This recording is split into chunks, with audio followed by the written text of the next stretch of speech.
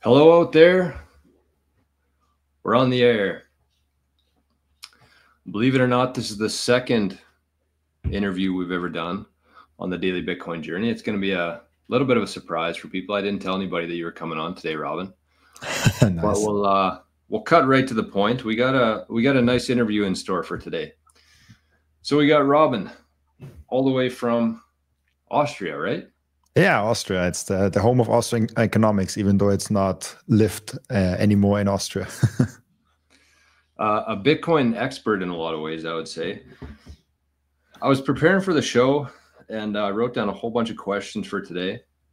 And I didn't even use AI. And as soon as I finished the questions, I was like, why didn't I get AI to help me with this? I've been using AI quite a bit with my channel and stuff. I guess with that, like, what are your thoughts on AI? Have you been using it at all in your channel?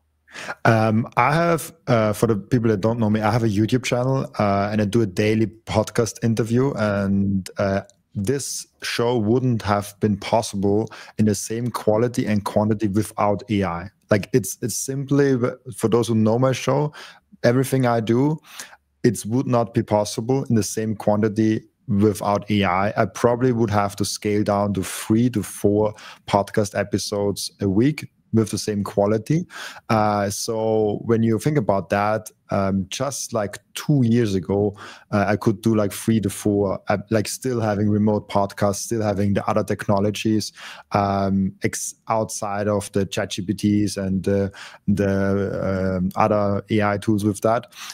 If I extract those out, I could only do half of my productivity because it's so nice. For example, you just mentioned it, researching about guests. I have customized GPT where I just put in my name, and I just put in my name and some transcripts of YouTube videos that I researched before. The research part before takes me like, I don't know, 3 minutes, because how long do you need to type in a name in YouTube and copy the transcript of that video and other interviews he has done, and then put the text in ChatGPT. And then I get a perfectly aligned paper for me where it's like, okay, what are the 10 most controversial topics that he usually talks about? What are the 10 biggest questions he usually gets? What are questions that he should get, but he doesn't get in interviews? Like just like an outline of those, and just reading that. Like I don't take the question from AI and ask the guest, but just reading those outlines of AI gives me an idea what the guest is all about, and this helps me out a lot. And I needed around 2 hours per guest in the beginning to prepare, because it's important for me to know the guest. Yes. Now I'm taking like 10 to 20 minutes. That's crazy. And so that's my use of AI just in the preparation. Then obviously AI cuts out big pauses, because sometimes I ask a question and the guest is like, oh, let me think about that. Yeah. And he makes like a 5, 6, 7 second pause. And I know when I listen to a podcast and there's a long pause, I check my phone if the podcast is still running. So I want to cut out the really long pauses. AI does that automatically, and like with a 99% rate. Like there's rarely something going wrong with that, and I try to like quality control that a little bit with some tools. And then like I also do a trailer in front of the show. So like there's like 5 to 10 snippets of the podcast as a highlight, edited together, like with animations and everything like that, to tell a story what the podcast is all about. And that takes me the longest time. Without that, I could probably do like 2 per day. And this trailer is really nice, because the snippets is found by AI way easier. And then AI gives me like 40 or 50 snippets, and I look through them and then choose like the 5, 10 best of them. So there are probably like 5, 6 more tools that I could list. But yeah, I use AI a lot in my podcast, and it wouldn't even be possible in the current form without AI. No, that's awesome, man. I'm just kind of getting to know it a little bit myself. I don't obviously do it in the same magnitude as you, but it's been very helpful for me too. I mean, even just an example that I used the other day, it was like I was looking at Dogecoin and I knew that I didn't know enough about it to talk about on the show. So I just kind of said, like, give me some background about Doge. It led me to about 5 or 6 different questions. Like it almost was prompting me on to ask it more questions. And so then it kind of summarized it all in a nice document, a nice format for me to talk about in order, logically. And, you know, 5 years ago, I would have had to either take 5 hours to do that with Google, or I would have had to pay someone to do that for me. And this was done in 2 minutes. And it will have such important influence on how we work in the future, and also like how we can benefit from that. It's the same with Google. It's the same with every technology revolution. Those who can embrace and empower that will benefit massively. Like I really love the quote of AI doesn't replace you. A human with AI will replace you. And that's absolutely right. That's so true with that. And it will make a major impact. And also, as you said, and I think there will be people that replace their brain with ChatGPT, and that's probably a mistake. Like, you still have to critical think. Just because ChatGPT gives you something, don't just believe it. Like, ChatGPT is just a model, and it can make a lot of mistakes and can make a lot of false assumptions. You really have to challenge yourself and challenge the tool.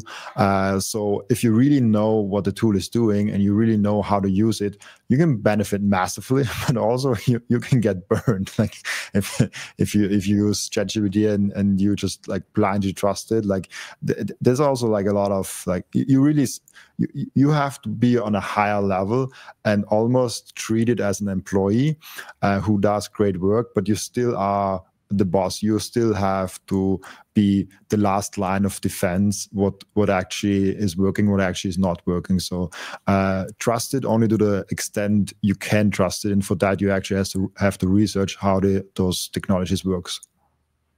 Yeah, that's what I was going to say. It's very similar to an employee, almost like having a conversation. It's not like Google where you're just typing in questions and stuff. Like, it's an actual conversation. But anyways, for people watching today, what would you tell somebody who's just starting to get into AI, wants to learn a little bit more about it? Like, what would you give them for advice in terms of tools or resources to start with? Just at a very basic level.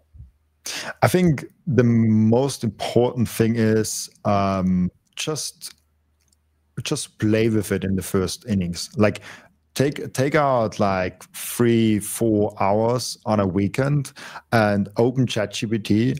Open for maybe if you have X Premium, you can also use Grok.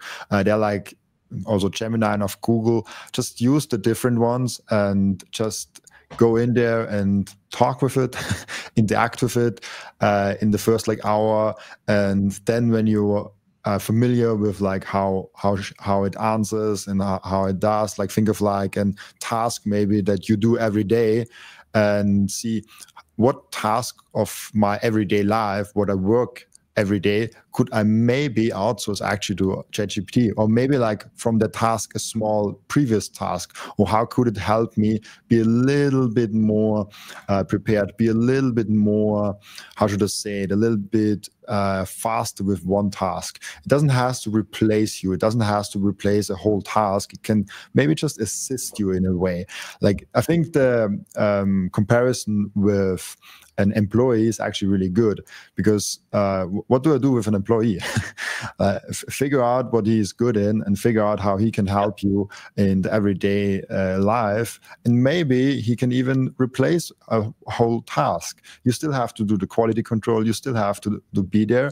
But if you never talk to him, you don't even know what he's capable of. And so talk to those AI tools and really figure out, okay, how could it help you? And just go in there with an open mind, go in there with like the playful mind, even in the beginning especially. And then once you are comfortable with it, as I said, you can go in there with like an CEO mind, or with like an entrepreneurial mind. Okay, how could I use ChatGPT to improve my life right now? How could I do that? Or like other tools, there's so many tools that you can use, but most AI tools just is like an API call to OpenAI. So it's in most cases actually better to use ChatGPT. For example, I used one tool to find me the snippets of the trailer. This was Opus clips. I don't do clips, so I don't use the clips. I just need to find the clips, and I paid like $400 per year for that clip, for that tool. And then I was like, maybe ChatGPT can also do it. And I just put a transcript in ChatGPT. It found me the clips. It was even better because then I could improve it over time and really customize it to myself. And now I save $400 a year on that subscription. So most things you can actually do with like ChatGPT or something like that. Yeah, that's basically how I would start doing that. I'm not an AI expert. I'm just like an AI user, I would say. I'm a heavy user, actually. If you take ChatGPT away from me, I will struggle a lot. Like if that tool is down, and it was down like I think half a year ago for 2 hours, and I just I went to lunch. I was like, I will take now a lunch break and we'll come back if ChatGPT is coming back. Yeah, it is. It's easy to get hooked on. I think you mentioned ChatGPT, Grok. I use Claude a lot for myself and Venice AI. So I think you said it, you have to be playful with it. I think that's the best advice, is just play around with it. Just see what it can do, have some conversations with it, try out a few different ones. And yeah, that's the crazy thing about, where we are right now within AI, within Bitcoin, is that it's evolving so fast. There's always new options. Like you said, you paid $400 and then you realize that something else could do it. So not only do you have to be aware of everything, but you have to keep being aware of everything, and that's within Bitcoin too. It's kind of wild, and I think that both of us, we do daily Bitcoin shows, and I think we have a lot of material and content for many years ahead, just for that simple reason of it. Technology never really ends. 100%. I mean, I think that Bitcoin, the protocol itself, will be boring at some point, just as TCP/IP protocol is not right now boring. But there might be applications on top of Bitcoin that is interesting.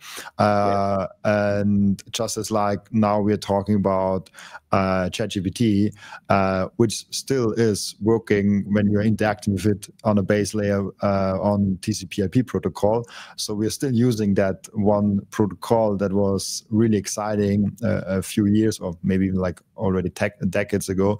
But maybe Bitcoin is the same way, where right now it's really exciting. It's getting adopted. We have the monetary side of it where it's getting adopted. We even have like some interesting use cases on top of Bitcoin, especially with payments, that is getting adopted. But we are super early. If you think we are not early in Bitcoin, just go out on the street and ask like 50 people what is Bitcoin and what you can do with it and what the current price is and what the block height is and some really basic things. Then you get a grasp on how early we are. Sometimes with this internet bubbles, we forget that we are actually really early, and those I don't know, 100,000 or 200,000 Bitcoiners that talk to each other online all the time is actually a really small minority compared to like those 8 billion people who still don't get it. So yeah, I think Bitcoin will be super exciting, and my podcast will be probably Bitcoin focused for the next 5 to 10 years. After that, maybe it will take a turn for other topics. Maybe it will take a turn in completely different ventures. Maybe I talk about diet. I don't know. Who knows what in 10 years will be interesting for myself. That's why I also actually branded my podcast Robin Sire and not like Bitcoin anything, because I want to do it all my life. And Bitcoin, I think, will become boring at some point if everyone uses it. So that's the thing behind it. That's smart. You're thinking ahead. Well, I know we kind of jumped into things here rather quickly off the start, but a couple different things here. So we got the live chat. I want to give a shout out to everybody in the chat today. I see there's I'm not going to go through them all. Unfortunately, we don't have a whole lot of time today, but there's a lot of great comments in there so far. If you do have any questions, can you see the chat, Robin? I can see the chat. Yeah. Okay. Where if you see a comment that jumps out to you, just feel free to, you know, stop what we're doing and answer that. So if you have any questions for Robin, if you have anything you want to discuss, then just throw it in the chat. And I do see that Zapstream's humming over there as well. So it's good. We got some people on YouTube. We got some people on Zapstream. And so Robin, you talked about, you know, how early we are here and talking to people on the street about Bitcoin. In Austria, what's the vibe there for Bitcoin? I just posted yesterday around that because a famous Austrian Bitcoin podcast, he does it in German, so probably not a lot of people here know him. He's Nico Jelchen. He posted like, why don't we have a Bitcoin reserve in Austria? Austria is the home of Austrian economics. That's where it originated from. And it's like now El Salvador is kind of the home of Austrian economics, or other countries, even like America is slowly moving in that direction. And Austria is still, we had elections 2 months ago, I think, the general elections on a national level were, and Bitcoin was not a topic. Digital asset was not a topic. Crypto was not, nothing like that was even a topic. We had a topic inflation, like inflation was a big topic because we have one of the highest inflation rates in Europe. Really? So inflation is actually a topic in Austria. But we talked on inflation, on like, oh yeah, it's the Ukraine war, it's the energy costs, it's this and that. And I was like, really? It's like, because there's war there, we have now a higher in inflation. We always have war somewhere. Why was it not a problem like before? So they're not focused on like the cause of inflation. They're more focused on like, yeah, it's there because some other thing. So they put the problem somewhere else. With that being said, the Bitcoin community, especially the German-speaking community, is really strong. I'm in a lot of Bitcoin communities around the world because I speak English with everyone, and so I know the Indians, Africans, Americans, Canadians, and stuff like that. So Americans are really strong. Obviously, Americans are a big community in Bitcoin. I have over 50% of my community actually in America. But for the size of the German-speaking community, they are super strong. For example, Roman Reha, the block trainer in the German-speaking area, he has probably the biggest channel in the German-speaking. He has the biggest channel in the German-speaking area on YouTube, and he has 200,000 subscribers. He only does German, so and he only talks about Bitcoin and really on a technical level even. So that speaks to the volume of like how many Bitcoiners are there in the German-speaking area. And I was in El Salvador, and it was like half the people are German there. It was crazy. There was even a German delegation. They came in a group of 40 there. So the German-speaking community in general is really strong. But at the same time, the political level, the level above that, they are completely ignorant to that. There are a few that get it. There's in German parliament, Joanna Kotar. She's a really Bitcoiner. She's on Bitcoin conferences. She's really good. Then on the Austrian level, on the national level, there's like 2-3 that are good on it, but they are not on Bitcoin conferences and stuff like that, like Joanna is in Germany. So they're not doing that good. It's just not a topic on the political level. But grassroots movement is also, I think, full nodes. I think Germany is actually leading, or like number 2 or 3 in the whole world of like how many full nodes there are. So the community is really strong. Grassroots movements. There's also like every month a meetup sometimes there are 30, 40, 50 people. Wow. It's really strong of a community, and I like the German community. But yeah, that's basically sums it up. A lot of grassroots movement, a lot of people running full nodes, being aware of CBDCs, and doing the hard work. The German engineers coming out in Bitcoin, they're really nerding out in the conferences and meetups around self-custody and how you can do it everything yourself and assemble also the parts yourself. So I'm really proud in that way to be in the German-speaking community, even though I do everything in English. But at the same time, you look at the government and you're like, oh, they are selling 50,000 Bitcoin. They are making the biggest mistakes ever. Oh man, that's going to be one of the worst things in history, eh? That's a tough one. That's tough. It's already such a big mistake. 50,000 Bitcoin, and they sold at like $60,000, $55,000. Calculate how much money they would have made if they would have sold 50,000 Bitcoin, not at 60,000, but at 93, 94, whatever we are right now. That's a huge, huge mistake. How much kindergarten they could have paid with that money, how much more facilities, streets and stuff like that they could have made just with that small change. Maybe they could have like postponed the decision, maybe had some democratic things in there, say like, okay, we have those Bitcoin, let's think about if we should sell it or how to do it. They could easily postpone the selling of the Bitcoin like a year or something like that. And the interesting thing, when they sold it, it was sold as a success story.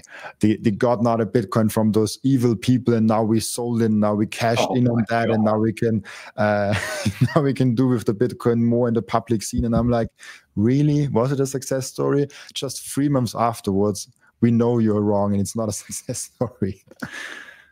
I mean, that's just I feel like we've had 16 years of negative media, negative press, negative marketing against that. And that's what I was going to ask you as kind of the next question here. Like, what do Austrians and what do people in that area think about America and Trump? Like, is it something where, you know, people are afraid to talk about it, afraid to bring it up, afraid to admit they like Trump? Or is it more like, you know, they see through the BS?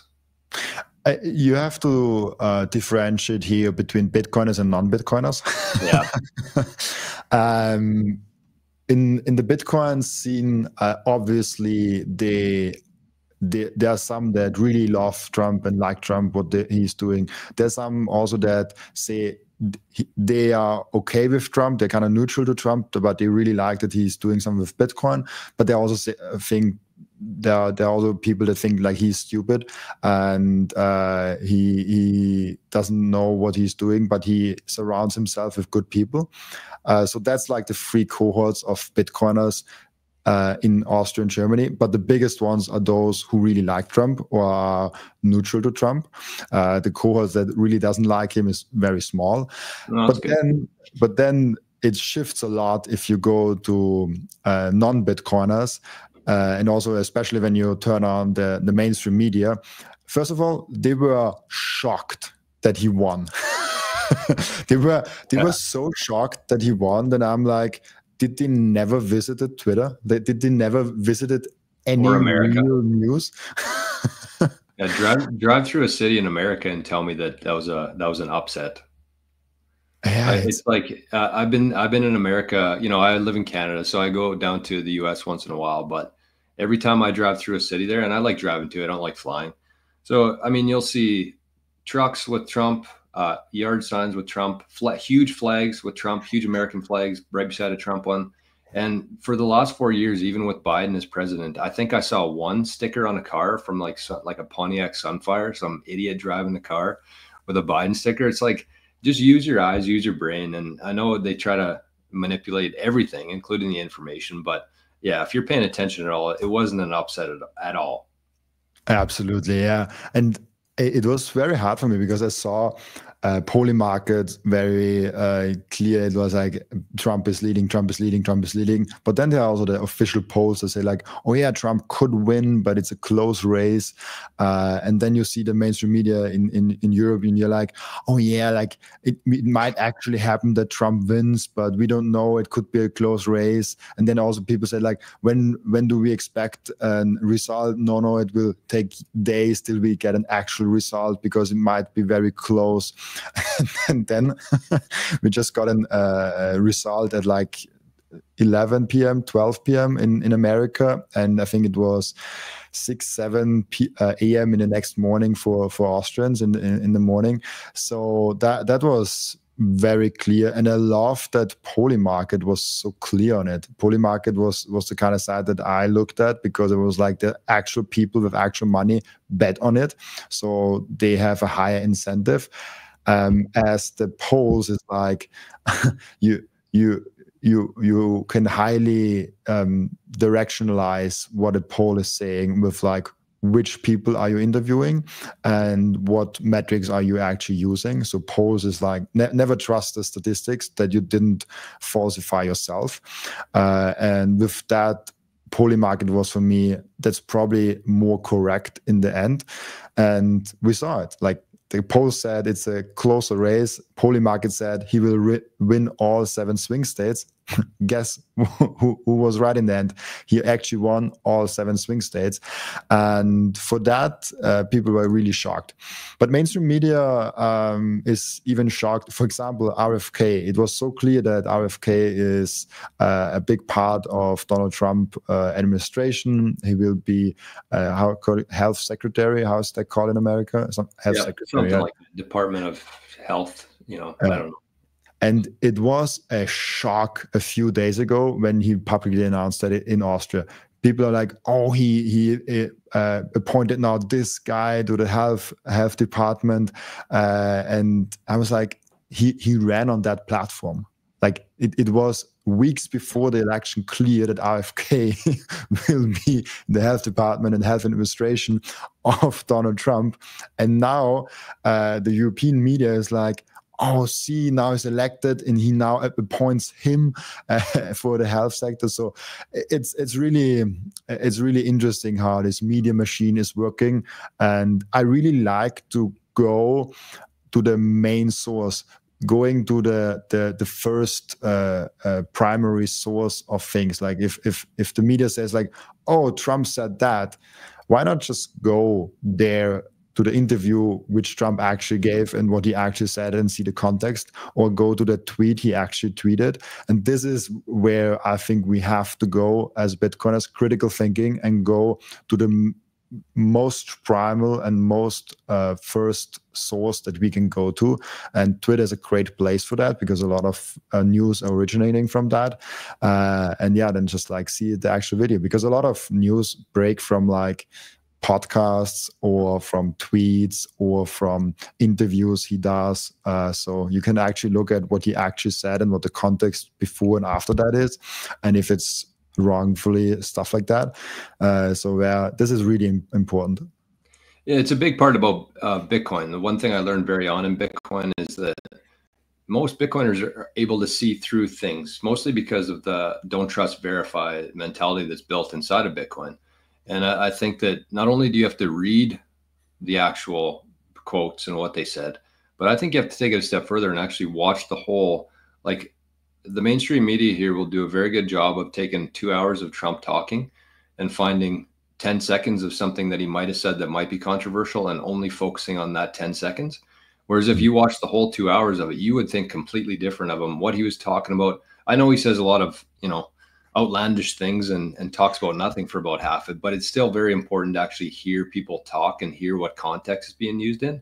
And I feel like that's why Bitcoiners are so far ahead of everybody, because they do that. Absolutely, yeah. It's a huge thing for us Bitcoiners. Don't trust, verify. It's such a huge mentality shift. If you think about the Bitcoiner biggest memes, it's like HODL, which basically means save, don't spend on stupid stuff. Then it's like don't trust, verify, which just means turn your brain on. Don't just believe everything you're told. Also not from other Bitcoiners, because also Bitcoiners are saying stupid things. So just like, don't just verify things for yourself. And all those really big memes in Bitcoin have a massively positive message behind them, and I really like being here and being in that. Also, like, that's the one I forgot. Stack sats and stay humble. I really like that also one. Like, stay humble, stay kind. This is really important and could really change the world if we not only succeed in getting the world better money, but also succeed in implementing those memes, those mindset milestones into society. Could really be a great way of looking at the world in the future. I couldn't agree more with that. And that's one thing I say on my channel all the time is, like, I know people are here for the price, for the Bitcoin stuff, but more than anything else, my channel talks about logic. And I feel like that's what Bitcoin is. It's just logic. Like, it's common sense. This isn't outlandish claims that people should be thinking about the future with a low time preference, that people should be kind to each other and humble. And it's just logic. We've gone so far away from logic that people see it as outlandish now, but all it is just common sense. So it looks like I see Jason here said Thunderstruck, which means that we had $95,000 on the show here, which is good news for Bitcoiners, or bad news if you're trying to get more Bitcoin. But let's talk about your show, Robin, because you've been doing some very impressive work. I like your mission that you try to interview a Bitcoiner every single day for a year. Let's maybe start with the big dog, because I noticed you had a nice chat with Saylor in person. Oh yeah. What was Saylor like? That's funny, because people assume I have like outside of the actual interview, like a pre-talk and like a talk after that. Was absolutely not the case. Really? No, like I can tell you the whole story how it came to be. It's quite short actually. Yep. I made, like, a year before the podcast, like the podcast is what now, 4 or 5 months ago. A year before that, he started reposting the AI pictures that I did on YouTube. On Twitter, I posted some AI pictures with like Bitcoin quotes. That was like, felt fancy. It was like AI pictures were a big thing, and Bitcoin quotes, just put it together. It was really easy to do. And people really seemed to like it in the beginning. Don't do it now because it feels like not that interesting anymore. But back then, Saylor actually took my AI pictures and actually tagged me in them. And it was nice because every time he posted that, I got like 500 new followers. Wow. So that was like an influx just because he tagged me. So this was the first kind of contact with him, even though we never talked. Mm-hmm. And then a year later, like 2 weeks before we actually recorded the podcast, or 3 weeks before that, he followed my Twitter channel. He followed me on Twitter, and that I was like, oh, I have to use that opportunity now. That's yes, now or never. And like 20 minutes after he followed me, I directly made a public tweet of like, hey, thank you for following me. So you're a huge inspiration. You were the main reason why I dropped all my stocks for Bitcoin in 2020. It would be an honor to host you on my podcast, something like that. It's public, so everyone can look it up, about something along those lines I wrote. And he was like, writing back, what did he write back? He wrote back, I think, absolutely, I always like to talk about Bitcoin, something along this line. It was just like short sentence.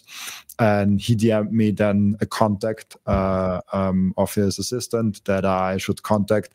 And that's it. That's all the communication I had before the podcast. All the organization stuff I did with the assistant, not with him, obviously. And then when he came to the location where we filmed, half an hour early comes the assistant and checks everything out, if everything is perfect for him. And then half an hour later, he comes and he just sits down and tells me and asks me, oh, how long are we going and how many questions do you have? And then I explained it to him, and then we just pressed record and talked. So how Michael Saylor is, for me, it's just maybe also an interesting insight. He is extremely focused, not a small talker. No bullshit. He's not coming in and saying like, "Oh, hi Robin, how you doing?" He's like, "Oh, hello," and directly to the couch, sit down, press record, let's do the podcast. And he's really straightforward, but really a kind person. Afterwards, he said like, "Oh, thank you for setting everything up," and then he just left. Yeah, so like we literally exchanged outside of the podcast maybe 4 sentences. So I don't have any insight other what I got from the podcast that everyone can anyways look at. That's kind of wild. I mean, I know people in my own life that I've come across. They're very few, like the very few people when I used to work in accounting world. There was one partner who was the exact same, just absolutely no bullshit at all. What's the point? Not even like a hey, hello. Like, okay, my time is very scarce here. Cut to the point. And, you know, I respect that. That's definitely not my style of doing, but I'm also not Michael Saylor's shoes. So I think that that's very interesting. And I kind of got that vibe from him when I was watching his his talk in Cantor Crypto last week, when he was giving his presentation and his clicker stopped working, and he was getting very frustrated with the person who had to take over the slides for him. Just like, no messing around here. We got to get this finished. We got to stay on time. That's a very small percentage of people, but I think in order to get to his level of where he is, I think you have to be like that. And you have to think about how many responsibilities he has, and what level he's operating on, and what his 1 hour is worth. Yes. So that's why I also did then the podcast actually in the Treasure headquarters. We had 4 people operating the cameras and microphones behind the scenes. And I was just wanting to make sure everything is perfect when he comes here and there's nothing going wrong, because that's like one shot. And if I mess up, I don't get him again. Because you have to think, like, I was a small podcast. I'm still not a huge podcast. I have like around 12,000 subscribers now, which means on YouTube around 50,000, 70,000 people watch me on a monthly basis. It's huge for me, but there are way bigger channels that he can go on that have millions of subscribers and tens of millions of audience members every month. So for him to go with his time and his value to go on a small podcast that has 2,000 subscribers, I had when he actually accepted the invitation on YouTube, that's huge. That was like, wow. Like, first of all, like, why he did select me, because there are a lot of podcasts that were bigger than mine. He wasn't on, and I know they also want him on, and they invited him, and for some reason he didn't react to him. So I would be really curious, first of all, like how he selects where he goes, because he has a selection progress. He's not just like going to any podcast. He knows of like what he is doing. And also an insight that I thought about only after recording it with him, actually Nico, that I talked before, the German, the Austrian guy, the podcast that I talked before about, he told me this. He's not coming onto your show if he didn't saw at least like 2 or 3 episodes. He will not do that. Really? If he doesn't know your style. He doesn't know your episodes, because he doesn't want to invest the time of him being there when he didn't at least watch some of the stuff. This makes, for me at least, total sense. I didn't ask him, but Nico told me this, that you can be very certain that he watched some of your episodes, or at least one episode, that he knows who you are and how you do the episodes. Wow. Yeah, that's a big compliment then. The one thing I was going to ask you on that is how is the build up for that? How is the prep for that? Were you, when you walked into the room and you sat down, like, were you shitting your pants, or were you fairly under control? I was absolutely shitting my pants. I don't blame you. everyone tells me that it was really great, and it was I looked very relaxed, and after watching it I was like, oh yeah, I'm actually way more relaxed than I actually was. Then you So felt, like yeah. from my standpoint, I mean, most of the time I just listened and didn't talk, but so it was easier with that. But man, my heart rate, it would be really interesting to see if I had like a heart rate monitor on and blood pressure monitor on while doing that, because I think all the levels were like completely elevated. I was never that alert on any interview or I was recently the first time ever on stage at Bitcoin Amsterdam on the main stage with like 20,000 live stream people and 2,000 in person, which is huge for me. But I was not even close to that nervous when I had Michael Saylor on before that. That was my heart was just racing all over, but in the end it worked perfectly fine. But I was super nervous. You couldn't even believe. I spent hours on hours and hours on trying to figure out the best 3-4 questions, because you don't get more questions anyways, to ask. And then right before, like at Bitcoin Prague, I recorded with him, and in the beginning, in the morning, he had a presentation at Bitcoin Prague, and in the afternoon, I had the podcast with him. So I saw his presentation, and when I saw the presentation, I threw out all the preparation I did till this point, and I went basically to the quietest place and smallest place in Bitcoin Prague, and just sat there like under a staircase basically, and was like writing new questions down, because I wanted to relate that podcast to the talk he gave, and did that for I think an hour around that time.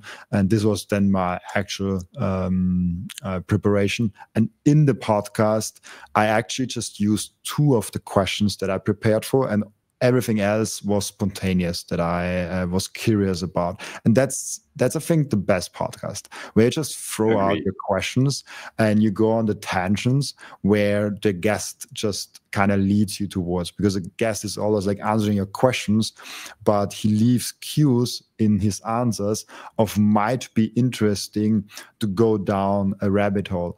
So if you really closely listen to someone, you actually just need to prepare 1 question for good guests. Like if the guest is just like giving you like two sentences as answers, there are not a lot of cues in there.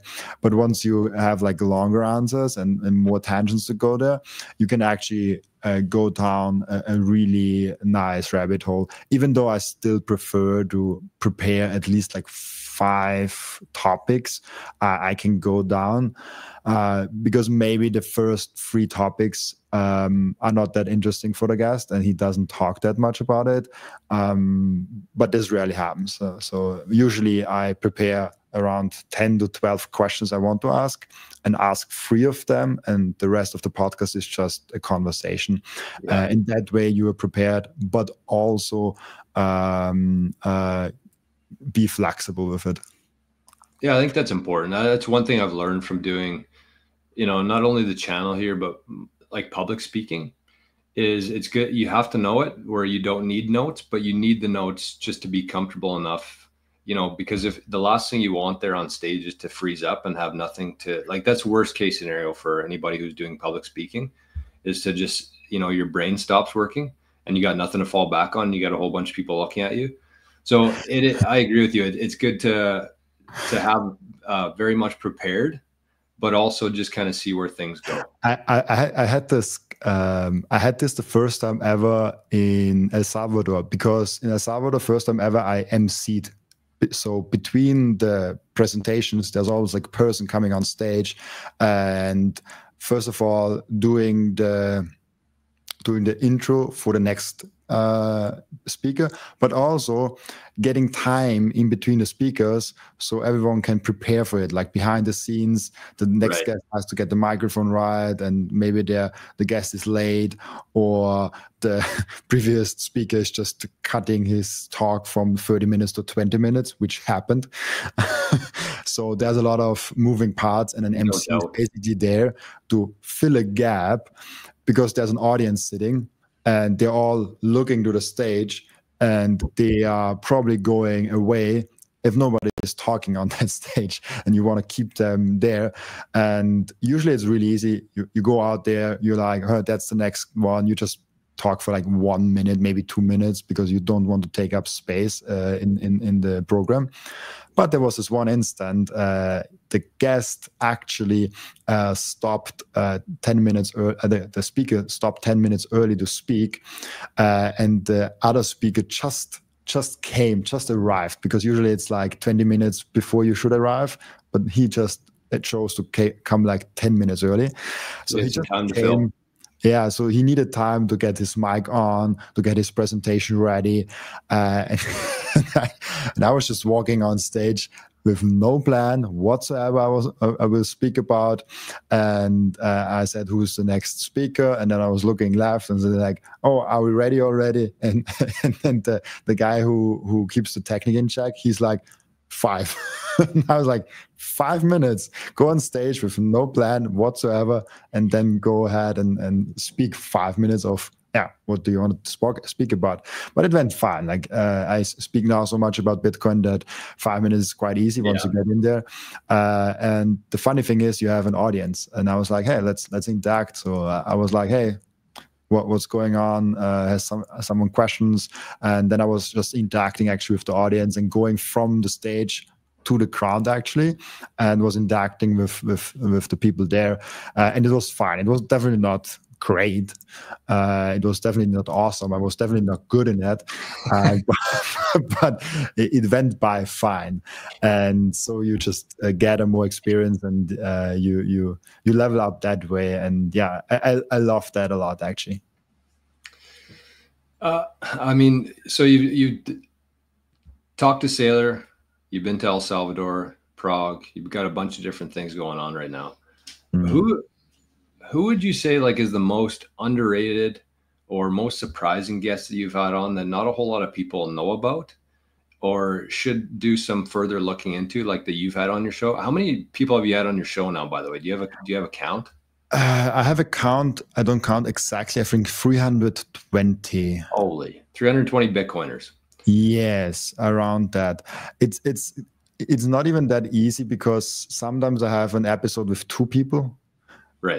And sometimes already I had like a second guest 2 times on. So I have already at least 300, but it's probably like 320, 325. And I actually have one great answer for that, the most underrated one. He just started his own podcast, and my episode with him was his first ever appearance on any podcast. And it was so surprising for me, because he never did any interview, never did any podcast, but he was really interesting. He had unique views, and he was a unique speaker, and he never did anything public speaking. And he has on Twitter, I think, like 300 followers, 400 followers or something like that. Yeah, and that's why I wanted to ask this, because I feel like there's a lot of people out there. Everybody like gravitates towards the Preston Pishes, the Saylors, all that kind of stuff. But there's a whole bunch of like really interesting Bitcoiners under the surface.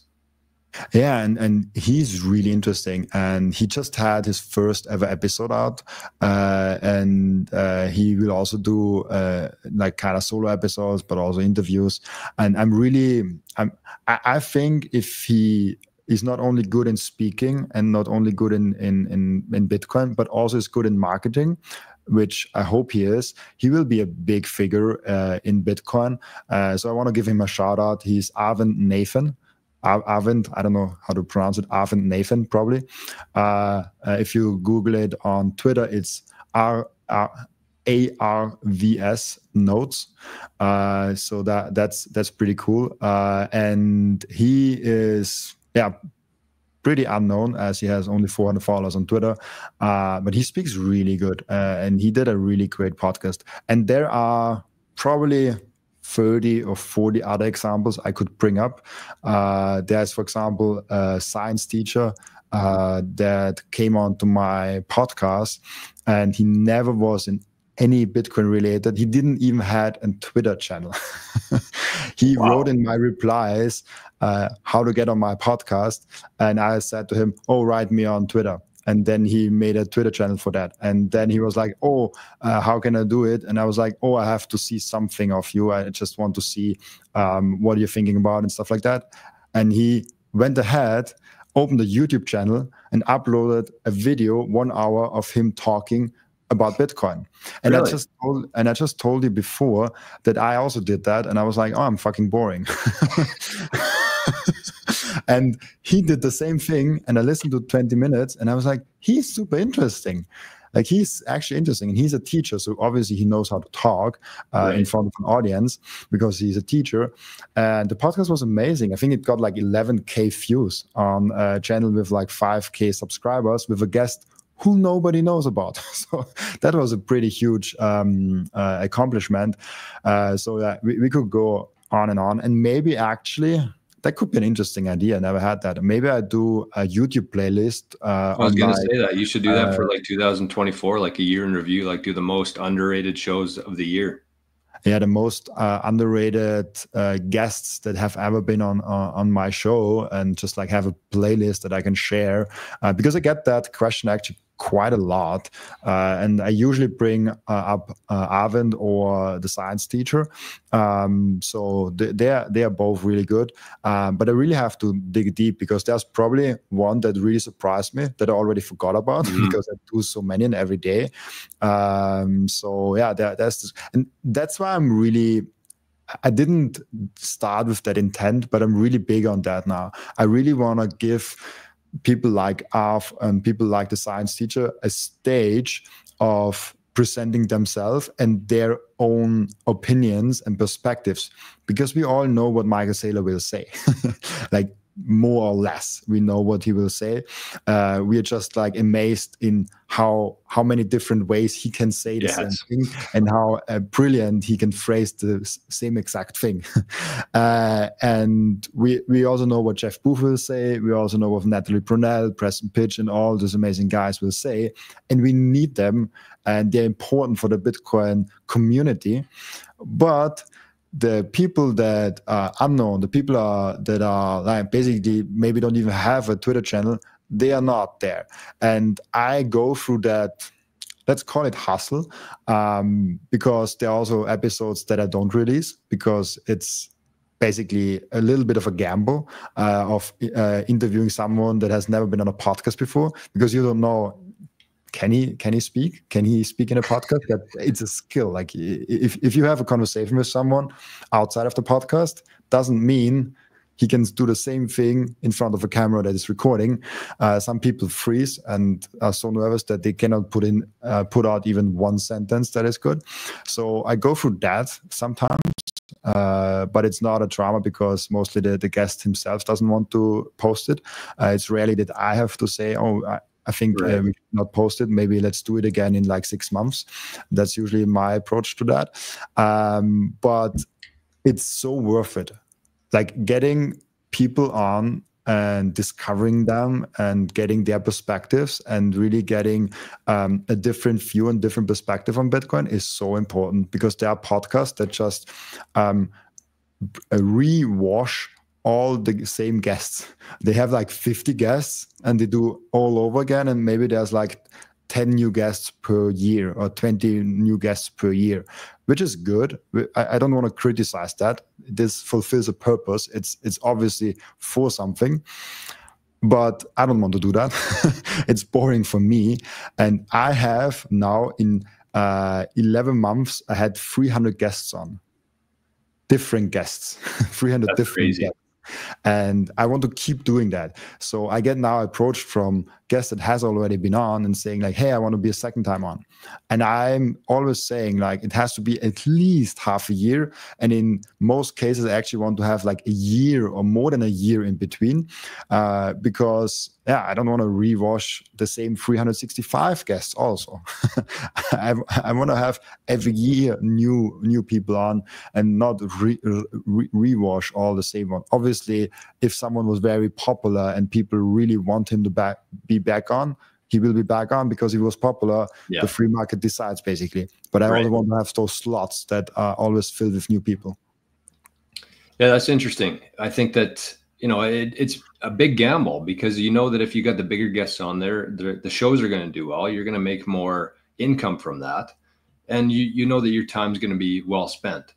So that's very interesting to me because there are so many people out there and it is such a big risk to take.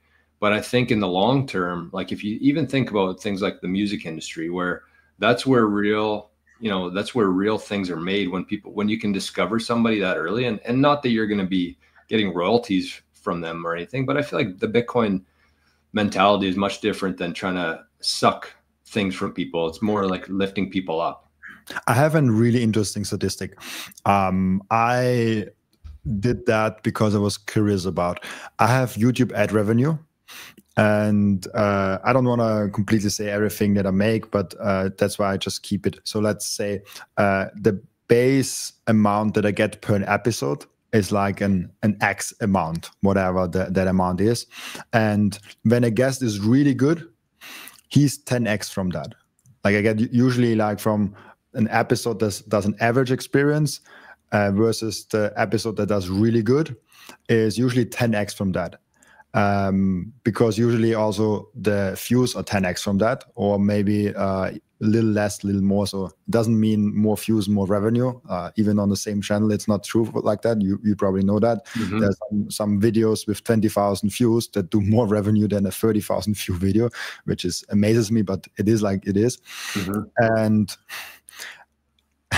that's a really crazy statistic. That we have the normal videos, the average video that does one amount, and the 10X amount of a good video, that like number 2, 3, 4, 5 in the podcast. Saylor did 10X more revenue than the second best video on my channel. Wow. Just from ad revenue, 10X of that amount. Plus, then there is commission coming in from the sponsors. Then there is the whole thing of like, because I had Saylor on, the overall podcast gets a higher marketing and higher brand. So it's probably like 20X if we get the real numbers. So just for people to know, it's a way better profit model to have just like 2 podcasts per week and have only really big guests on, because it makes so much more money, and you don't have to do all the work. Because if a podcast episode flops, I get like 1/10 of that what an average episode does. Then like see an average episode 10X that, 10X that, 10X that, then we're on a Saylor level. That's so wild. Obviously it's the better model to have a Saylor on. But first of all, I don't want to do that all the time. I obviously need them actually to make a stage free for the other ones. But also what you said, I think long term, actually, it will pay off way better. I think it is a way better model of giving a bigger stage to people, because then people come to me not because of the guest, but they come because of the stage that I created for those guests. And I want to have everyone on. I would love to interview Elon Musk about Bitcoin. I would love to interview Donald Trump, Andrew Tate, everyone around Bitcoin, because it's interesting for me to find out what they're talking and find out that. But the bigger value that they actually give is their audience comes and gives an audience to the stage that also has the small people on, the undiscovered people on. And I figured that out like after 7-8 months in the podcast, that this is actually my model that I want to do. Being really bullish on the stage that I create and not being bullish on the guests that I get on. That's a great way to look at it, honestly. That's impressive. So with all the stage, with the guests you've had on, what's your takeaways from it? Like what's the common themes? What have you learned most from all the guests, all the different perspectives? Like what's been your main takeaways from 2024 so far around Bitcoin? That's the hardest questions I get, because I cannot get it down to one thing. If I had to get it down to one thing, it would be ownership. That that's the theme around all podcast guests. It's like we're really bullish on ownership, not only in Bitcoin. Like we want to own our money, we want to own what we eat, we want to own what sports we're doing. Like we want to take ownership of our decisions and our thinking and be critical thinkers. That's kind of, I think, the common theme around that. But then actual practical learnings from that is like we are super early in Bitcoin. I learned about that. Also weird learnings that I had from that. I didn't knew about UTXO management before I started the podcast. I should have known, but I didn't. I learned about UTXO management. I also massively bettered my own self-custody solution. I had self-custody from actually day one since I have Bitcoin. I'm really proud that I never went it on exchanges. I don't know, for some reason it just made sense on day one in 2020 to always have self-custody. But I massively improved my setup with the podcast. So I had practical learnings in there. I had like surprising learnings in there. The overall theme is ownership. But then I also learned about parenting. I think it got more traditional in that sense. Actually, my values actually changed a little bit with the podcast because I saw how important it is to have kids, to found a family, to be committed to one person. I always phrase it like that. I had University of Life with my podcast, with all those amazing Bitcoiners, and I get paid to attend that university every day. And that perspective changed around August. It's not that long ago, with like, oh shit, like I'm 26 now and I go to the best university there is. No doubt. And I get paid to do that. And I actually get paid better than I got before with my fiat job. And that's kind of how I look at it.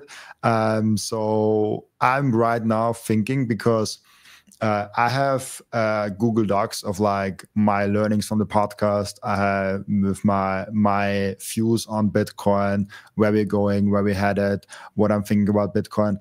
And I'm not a book writer. I'm really bad in writing. That's why I'm talking. But I'm thinking of working together with a ghostwriter to actually condense a book of all my learnings that is just complementary to the podcast, and make it like let's bring out like a book every 1.5 years that summarizes all the things you have learned on the podcast, for the people that maybe are not big on podcast, but they can read a book once a year, and they are like the best things in there. This book is nowhere near in the making. It might never come out, but but you got the groundwork for it. But I laid the groundwork for it, and I think it could be really good for people, and then maybe I have a better answer also for those questions, because I get that question also a lot, which tells me this might be something actually interesting. So yeah, as soon as I figured out podcasting better, and as soon as figured out all the processes, the infrastructure, maybe outsourced some post-production, because I still do everything you see myself. Once I figured all that out, I have more time to focus on a book, because I don't want to bring out a book for the book's sake, to be an author or something like that, to put some title on myself. I want to gather something that people are like, oh, like I learned a lot here. It's like, if we go back to this university thing, of like, usually in university you have like books and materials, and I would say then the book would be the material according to the podcast. So you attend the podcast university, and then the book is kind of complementary to that, where you can get everything you learn in like 300 hours down into, I don't know, 10 hours of reading a book.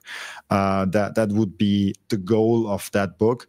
But it's hard, because it's a Bitcoin podcast, but I talked with Lisa 1.5 hours only about parenting. We mentioned Bitcoin 3 times. So should that be in the book? Is that then a Bitcoin book still? So there are a lot of hard questions to answer, and I probably have to work with a ghostwriter that is actually good in writing books. But yeah, maybe I also just write it myself. I'm really undecided on that. Yeah, it's a great idea, and I think that even that's one of the best ways I've ever heard anybody talk about this kind of stuff is the university, especially in your unique position, getting to talk to so many interesting and knowledgeable, intelligent people. I would regret if I didn't ask this, but I saw Dale from QuickBit in Regina ask the question about a hardware wallet. What's your personal take on the best hardware wallet? That's a question I get here all the time on the show. But what's like the consensus from the people you talk to, and what's your personal recommendation in terms of a hardware device for people? It's super interesting. It's like asking the smartphone industry, Apple or Samsung, like something like that. Obviously, it goes back to what is your self-custody solution, and that has to be something you really think about yourself. And there are many, even beyond, and I come back to your question later because I think it's important to talk about that first, the self-custody. Obviously, when you go ahead and think of like what self-custody solutions should I get, you have to consider so many questions, and you really have to think about it. That's Bitcoin. You really have to make the responsibility to yourself and not just outsource it. Not just don't just pay a small fee and outsource to some company that offers some nice thing. But there are so many solutions. There's first of all, do I keep it on exchange? You shouldn't, but that's an option. There is, you can have it on a single hardware wallet, just like a Bitbox, a Treasure, a Ledger, whatever. Or do I have multi-sig? So do I combine multiple hardware wallets? Or some people just do it with their steel wallets and nothing else. Like you don't need the hardware wallet actually. Mm-hmm. If you're frank with that, but that's also very risky. Then there is collaborative multi-signature, where you have a fifth party, like you have 4 keys and someone is signing the 5th key, or you have 2 keys and someone is signing the 3rd key. I would never go with a solution where you have 1 key and someone else has 2 keys. That's too dangerous for me. Sorry, I just saw the chat and someone wrote Ghostwriter is ChatGPT. I love that. Might be. Sorry, back to the topic. So those are the options that you have. And so I would say if you have a significant amount of money, or let's start there. If you have a very, very insignificant amount of money, let's say 200 euros in Bitcoin, don't bother with buying a $100 hardware wallet. Like, why are you doing that? Just either keep it on a hot wallet on the phone or keep it on exchange, whatever you prefer. But don't buy a hardware wallet for 50% of your stack. Yeah, exactly. If you have, let's say, over $1,000 in Bitcoin, there's the moment where I would say start thinking about self-custody, start thinking about a single signature. And then if you really go above $10,000, and definitely if you come to the $100,000 mark, so like 1 Bitcoin and above, you don't have, like, if you have 1 Bitcoin or more and you don't have multi-signature, start thinking about it very hard if it's not an option for you. And yeah, if you have in the millions, then maybe multiple custodian solutions would be good, where you have a diversified portfolio of custody solutions. Maybe you have a multi-signature collaborative custody, you have a multi-signature yourself custody solution. There's a lot of advisors that you can buy in that help you along the ways. There's like literally a sea full of advisors. And yeah, so what's the best hardware wallet? I'm biased. I'm sponsored by Bitbox. So I don't feel like I can sit here and say, oh, I recommend Bitbox because I'm sponsored by them, but I only got into sponsoring because I used it myself.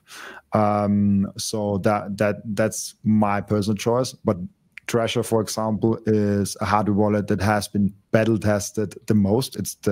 Has the longest history also. It's a great hardware wallet also. And there are many other ones. There's Coldcard. Then it's the whole debate: do you want to have it air gapped or not?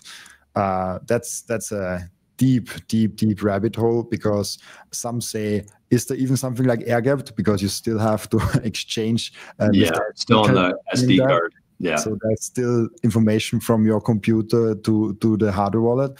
But obviously it's better than having the USB cable for a longer time in there. So there is so many questions and so many things in consideration of that. To answer your very simple question with a very long and complicated answer to that, go ahead and research and don't believe anyone. So there's so many people out there, and if you really research a lot, you have kind of this common sense of like, oh, this is something everyone says, or that is like that, and really just try it out. And what I also want to push everyone to do, if you have a custody solution and you decided on something, try out all the emergency things. Can you actually retrieve your hardware wallet with your backup? Can you do that? What if you have, for example, an advisor? What if your advisor is not available anymore? What if your phone is not available anymore? If your cloud accounts are not available anymore, your computer is all of a sudden broke. I don't know, everything at once fails all of a sudden. So how do you deal with those things, and can you actually retrieve your Bitcoin? So think about all the scenarios, and there is no solution that is 100% perfect. I worked before, now I'm fully in Bitcoin. I work only in Bitcoin, but before I actually worked in IT security. So I know firsthand, not one solution is perfectly safe. There will always be a small attack vector that there's trade-offs, right, with everything. Exactly. There's always a trade-off between because you can have like a multi-continental self-custody solution where there is in America a signing device, there is in Europe a signing device, there's in China a signing device, and you have like 7 continents, and you have like, I don't know, 5 out of 7 multi-sig custody solution. But how the hell are you signing transactions when you actually have to sign a transaction pretty fast? Do you have then friends there? Do you have to travel to all those countries? So there's a lot of questions involved with that. That's how there's not if someone gives you a simple answer to that question, he might not tell the full story. I think that's a perfect answer, and I try to kind of go through that in my own show every day when people are asking, like Coldcard, Jade, Trezor. It's like everybody's different based on where they are, based on how much they have, based on their knowledge. There's so many factors involved there, and I think you hit it perfectly and said that you really have to look inside and figure that out yourself. And the web of trust, I think, has been a very big thing for me in Bitcoin, in terms of I'll watch somebody, and if I like the vibe, if I trust them, it'll lead me somewhere else. And that's kind of my web of trust. And if they're all talking about the same thing, the people that I trust, then it's probably something I should be either looking into, or, I can put a little bit of inherent trust, even though I'd like to verify myself. That's a good starting point for a lot of things. So that's a great answer, Robin. And I think that very useful for anybody out there who's going through this, because even if somebody's sitting on, you said $1,000 right now, but think about that 10x. Think about what that's going to be worth in 5 years. Or do you just want to have like a little device that you're plugging into your computer that you have I think of it like a suitcase full of cash, $100 million cash. Would you leave that laying around when you go to sleep, or would you invest a little bit of money and time to protect that? And, we're still at the very early stages where people just see this device and they don't really see what's behind that and that's holding, right? And that's a great insight that I forget that I usually also tell in this thing. Treat your custody solution as if Bitcoin is 10x the value. So if you have, let's say, 0.7 Bitcoin, and let's say the value of that is, I don't know, $63,000, treat it as it would be $630,000, almost $1 million. How differently would you treat that Bitcoin right now? and I think probably half of the Bitcoiners would be like, oh, like, maybe I would upgrade to some better system. Maybe I would rethink that security solution, because I think most of the Bitcoiners have a pretty weak setup. There are obviously the nerds. There are obviously people maybe that are publicly in Bitcoin that have like a higher incentive to really have a good setup. At least that was my motivation to really up my setup. I was like, oh, I'm publicly available to know that I'm in Bitcoin. I should really have a good setup, not because of image or brand. I should have a good setup because what if something happens? What if someone stands in front of my door and is like, hey, Bitcoin, please. I know you live here. I know you have Bitcoin, so please give it to me. I don't want to give my Bitcoin away. I want to have solutions for that. I want to have practices for that. So really think about your Bitcoin as if it's 10x the value. Yeah, and I think that just going back to, you know, having that target on your back and having that kind of surrounding there, I think that the one thing I always say is protect it like a bank. Like, you know, the bank has security. They have cameras. They have Brinks trucks. They have people there. And I said, you know, with a bank, they have insurance. They're holding somebody else's money, and they're holding a fake money. You don't have any insurance for yours. You're protecting it for yourself, and you're holding something that's real. So banks have their security. You have to think even beyond that, right? And so, you know, I think that is something that everybody's going to be taking a little bit more seriously in the coming years. But anyways, Robin, we got like less than 5 minutes here. As you mentioned with Saylor, I had a whole page of things I wanted to talk about. We didn't get through 90% of them, but that's okay. We're going to have another chat tomorrow, if I'm not mistaken, right? Yes, we will do the same thing. Also, for people who know, like now this is live. We will record a podcast with you tomorrow. So the podcast with you tomorrow will be live on my podcast in like 2 weeks time, something like that.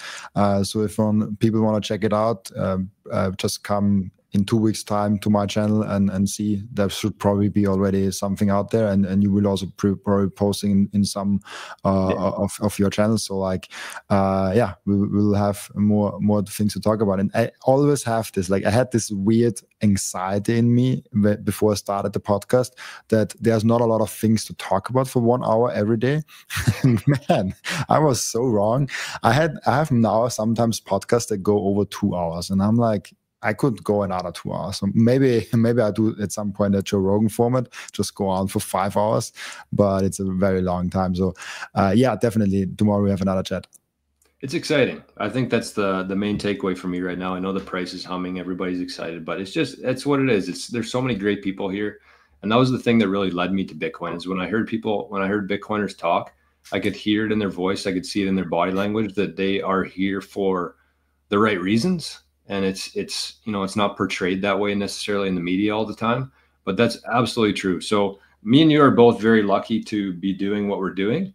I guess just to kind of wrap things up, first of all, any final words for people, any piece of advice, anything you want to leave us with, and also where can everybody find you? I'm sure most people are aware of, but just in case. One thing I really want to say, because I think 2025 will be a crazy bull market. I mean, we are already in the crazy bull market, already started. And I think you can get distracted in a bull market. You can fall more easily for flashy and shiny things that are inside of Bitcoin and are portrayed as, oh yeah, it's Bitcoin, it's safe. Like, oh, look at that actually, like if you would actually do that. So just be aware of, there are way more scammers and way more things going on in a bull market than a bear market. Stay focused, stay humble, stack sats. That is such an important meme. And a lot of people get burned in the bull market because they fell for something FTX, Celsius. We have so many stories and so many other scams, smaller scams. I also have that people want to come on my show, and then I visit their website and I'm like, oh yeah, it's basically a scam. They want to promote with Bitcoin their scam. So I also have to do a lot of due diligence for my guests in that case. That's I think that's right now the biggest and the most important message, because the price can react some emotions in you, and then there's like an amazing offer and you're like, oh, I can get 5% more Bitcoin or something like that.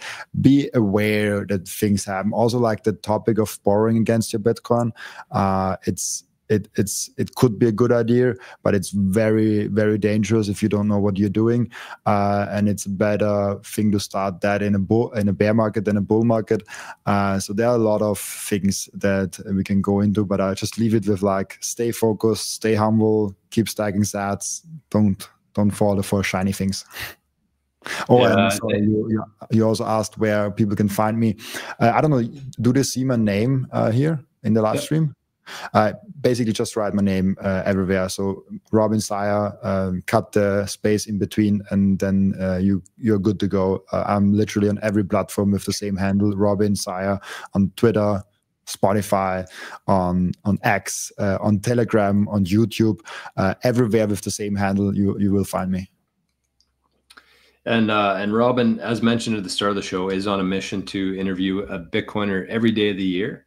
So if you ever run out of Bitcoin stuff to listen to, just head over to Robin's channel. He's had some phenomenal guests on there, from Saylor to Jeff Booth to science teachers and everywhere in between. So Robin, I just want to say thanks for everything that you've been doing in Bitcoin. It's incredible to watch, and the consistency and the hard work. And, you know, you say that you're getting paid to do it, and it's a treat, but you're also putting in a shitload of time and energy into it and helping Bitcoin in a big way. So I'm looking forward to our chat tomorrow. I want to say thank you for being here today, and we'll talk to you tomorrow. I'm going to keep the show going, everybody, and we'll say goodbye to Robin now. So thanks again, Robin. Thank you. Thanks for having me on. Yeah, it's been a pleasure, and thank you so much for having me on. Talk tomorrow. Bye bye. Of course. Thanks, Robin.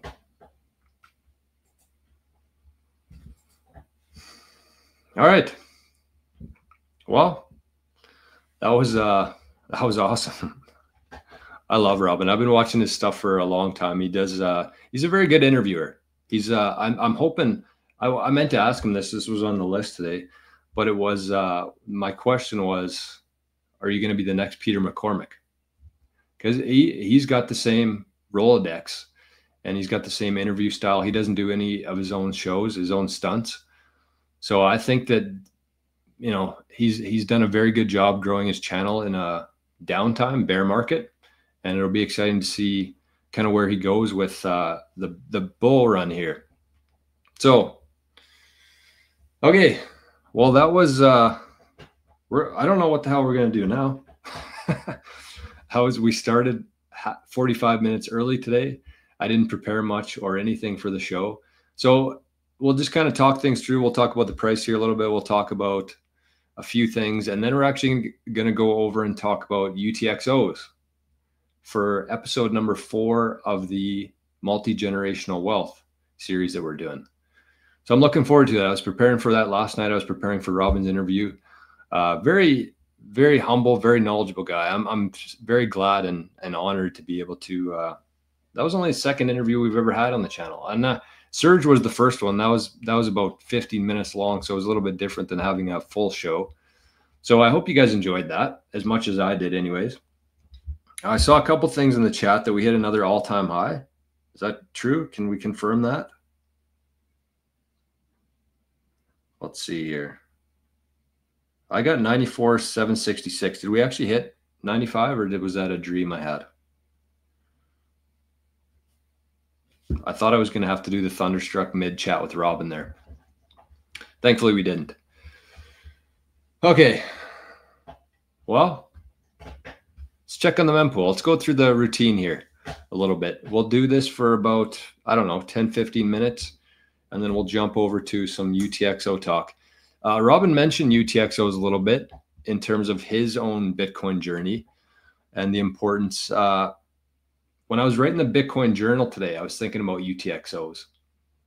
And, you know, even if you don't join us today on the multi-generational wealth series, I really want you to start thinking about UTXOs. Start taking some time, learning what they are, learning how they're going to impact your current stack.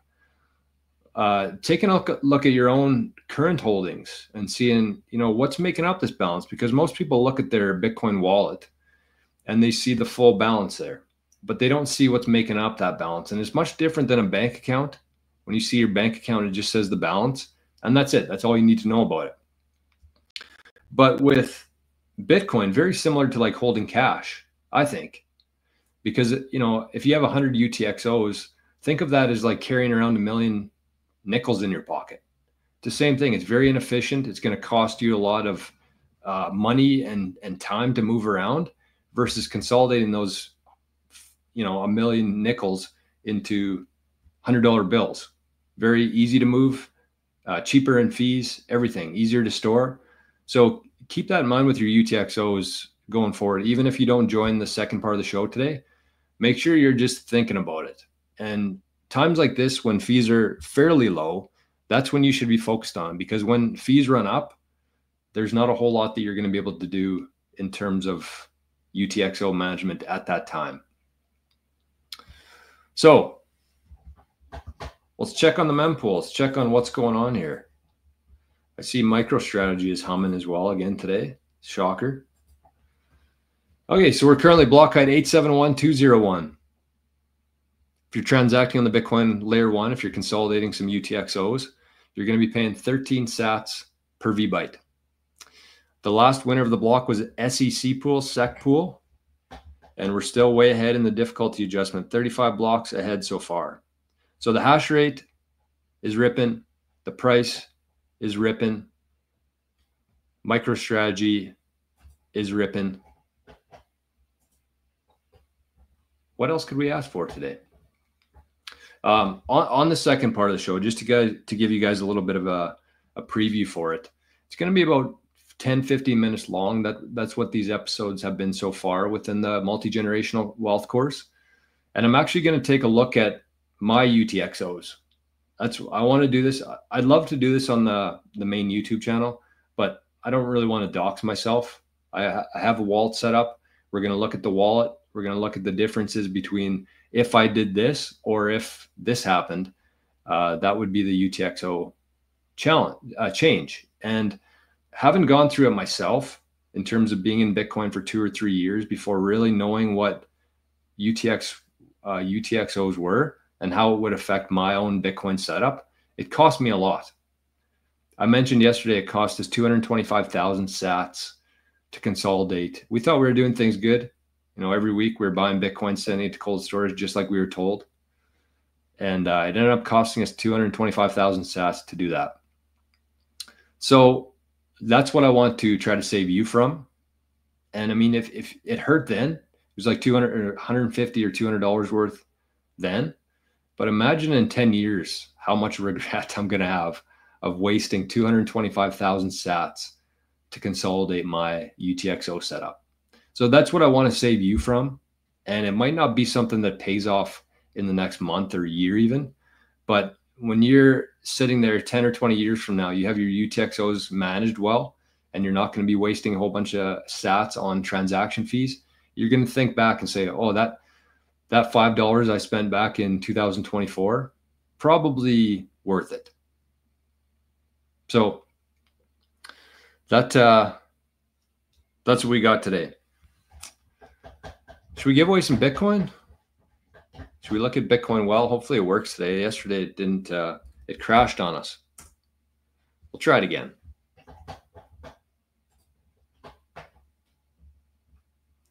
We'll try it again. So as Robin mentioned there, I'm going to be on his show. We're doing the interview tomorrow. It'll be released in a couple weeks.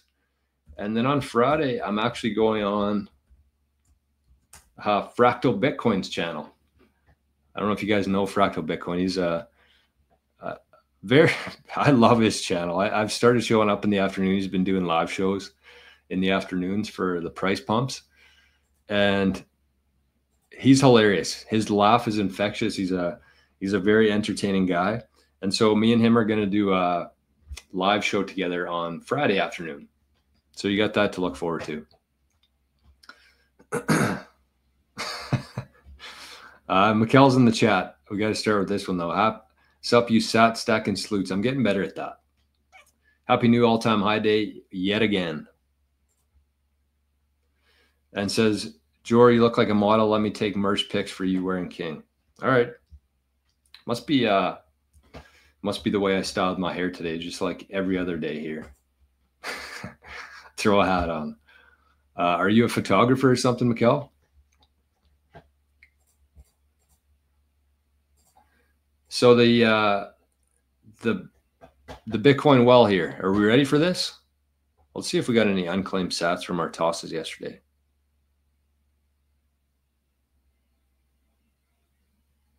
Imagine if it said 1 million. Oh, okay.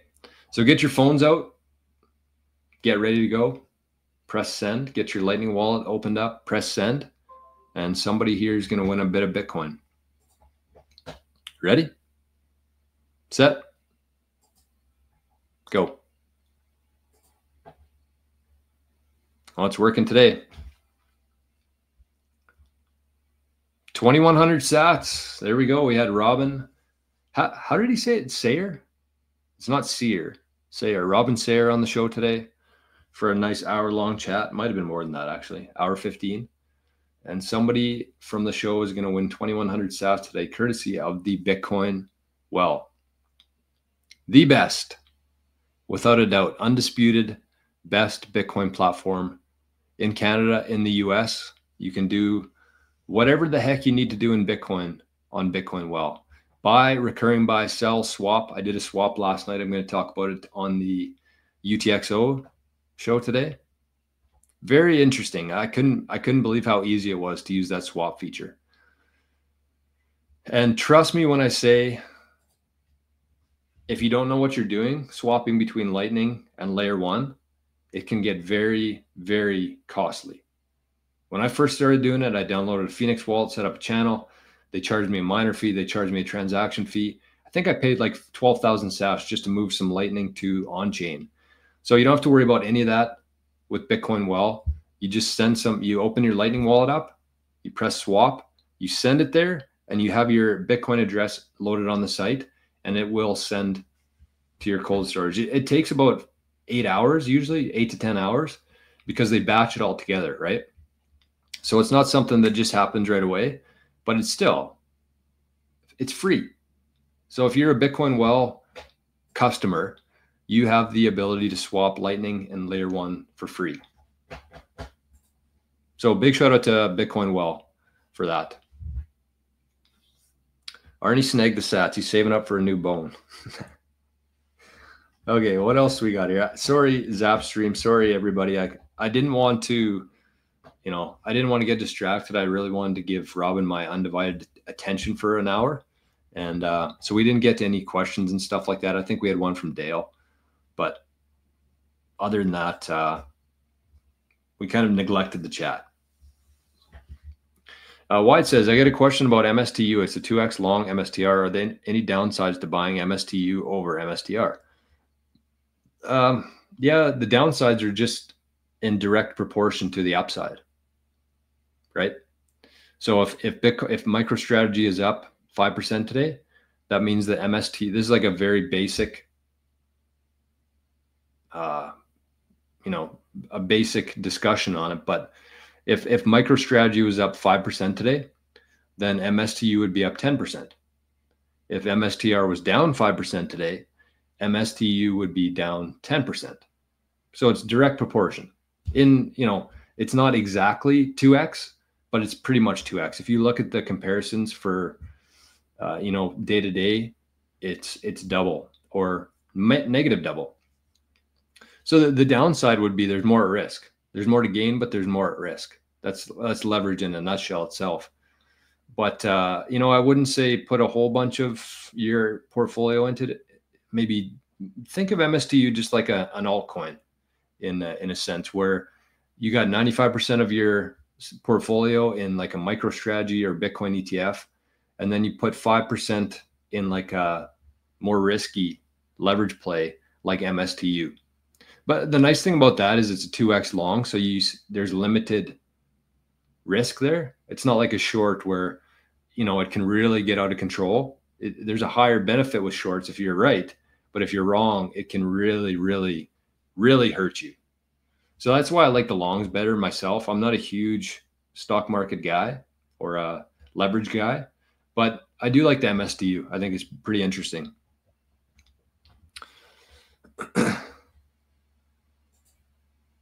Buck 52,000 says, my wife had the Bitcoin talk over dinner last night. She thinks it's too risky to go for more. Wow. You should say, that reminds me of that meme that says, the wife says, I saw Bitcoin was at 50K. Are you going to sell it? And the guy in the meme says, you sound like my ex-wife. And the wife says, oh, I didn't know you were married before. And the guy says, I wasn't. So tell your wife, Buck 52,000, that you sound like my ex-wife. Just make sure you're wearing a helmet. Oh man, that's good stuff. Oh my God, I just realized I forgot to feed the cat this morning. The outdoor cat has home. Maybe he's hunting for himself. He was in the garage last night. We got a crazy storm here yesterday. I'm surprised the power was on. I was kind of expecting it to be out for today. But anyways, so we got the mempool. We got the Bitcoin well. What else do we want to talk about? What else we got going on in the world today? Oh, there was a video I wanted. Let's watch this. This is hilarious. Let me bring this up here quickly. Let me make sure it's sent quickly.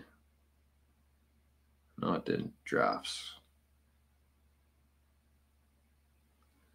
This was a high-end video. High-end video. I think the riskiest thing for people who think that Bitcoin's risky, I think the riskiest thing you can be doing in your life right now is owning 0 Bitcoin. But I mean, I get it. And that's kind of what Robin alluded to today too, is that I say it every day on this show, but it's like, we have to understand how early we are with everything. And that provides opportunity, but it also provides resistance from, you know, people like our significant others, where they're not even on the same, you know, wavelength as us in terms of Bitcoin, in terms of money, in terms of how we look at investments. So don't expect everybody or really anybody to understand. You just got to be patient and, you know, I hate to say it, but maybe you just stack some Bitcoin incognito if they're not willing to go along with it. Like, that'd be my best and worst advice, I guess. It's going to be interesting to see how Bitcoin, the role it plays in like legal proceedings and divorces and stuff like that. Like it's a much different asset than what we've historically had. Okay, let's watch this. This is great. I think we deserve, it's been four years of hell for Bitcoiners and for people like me. And so it's really good to see these people starting to lose their mind. Also, this guy right here might be one of my least favorite people on this planet. I don't usually like shitting people on the show. It's more to support and love. But this guy, one of the worst human beings on earth, in my opinion. So let's watch this. This is 2 minutes of Democrats eating each other, losing their minds. Don't blame the voters. I think, look, we could get into this discussion, but one, I think you're blaming the voters. I think that's a terrible idea. And look, I debated Professor Lichtman before. I told him his theories about the keys were absurd. I was right. He was wrong. I said he'd lose his keys. No, you were Couldn't not find right, him before and I the was election. not wrong. And that's a cheap shot, and I won't stand for it. Well, who won, brother? You should not be Who taking won? cheap Who shots won? at me. Who You won? want to make your You point, live make your in point. a total Don't make it world of personal. denial. I read your own followers' comments, and they all trashed you, every one of them, and supported me. Yeah, so quiet with your personal attacks. Come find out again. Make whatever point you want. Yeah. Don't make it personal. You don't know anything. You don't know You anything. attacked me You're personally. so deluded. Oh, right. I've only been a professor for 51 years. On this program, I've never been able books. to finish a How thought. many books have you published? No, because you're personally attacking me again. Say whatever you want, but I'm not going to stand for brother, personal you got it wrong. Say you were whatever preposterously and stupidly wrong. So, okay, all right. Can I just finish a goddamn thought ever on this show? No, not if you're personally. I admitted I was wrong. I don't need you to call me stupid. Okay. I'll just say it's great to see you Democrats all getting along so well. Who taught you manners? It's lovely to see a post-election harmony as you all come together again. We're just one right now. Hey, Alan, you deserve a tall glass of shut up juice. So can you just shut up for a second and let someone who knows what they're doing? You're so right, Pierre. Okay? You're so right. We're so unified right now. You want, so I will not sit here and stand for personal attacks, for blasphemy against me. You don't need to do that. You don't blasphemy against you. Who the hell are you? Are you Jesus Christ, you loser? Okay, can I just give the correct answer for once?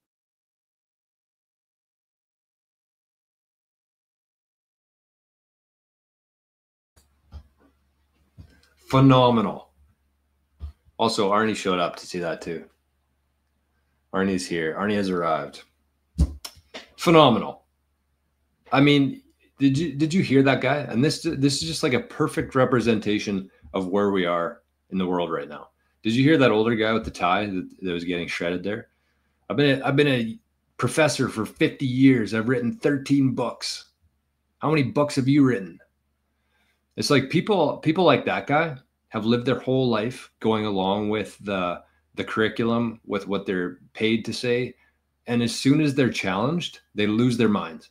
This is the first time that any people like this have ever been challenged, and they're starting to lose their minds over it. For the last 10 years, there's been zero debates on anything.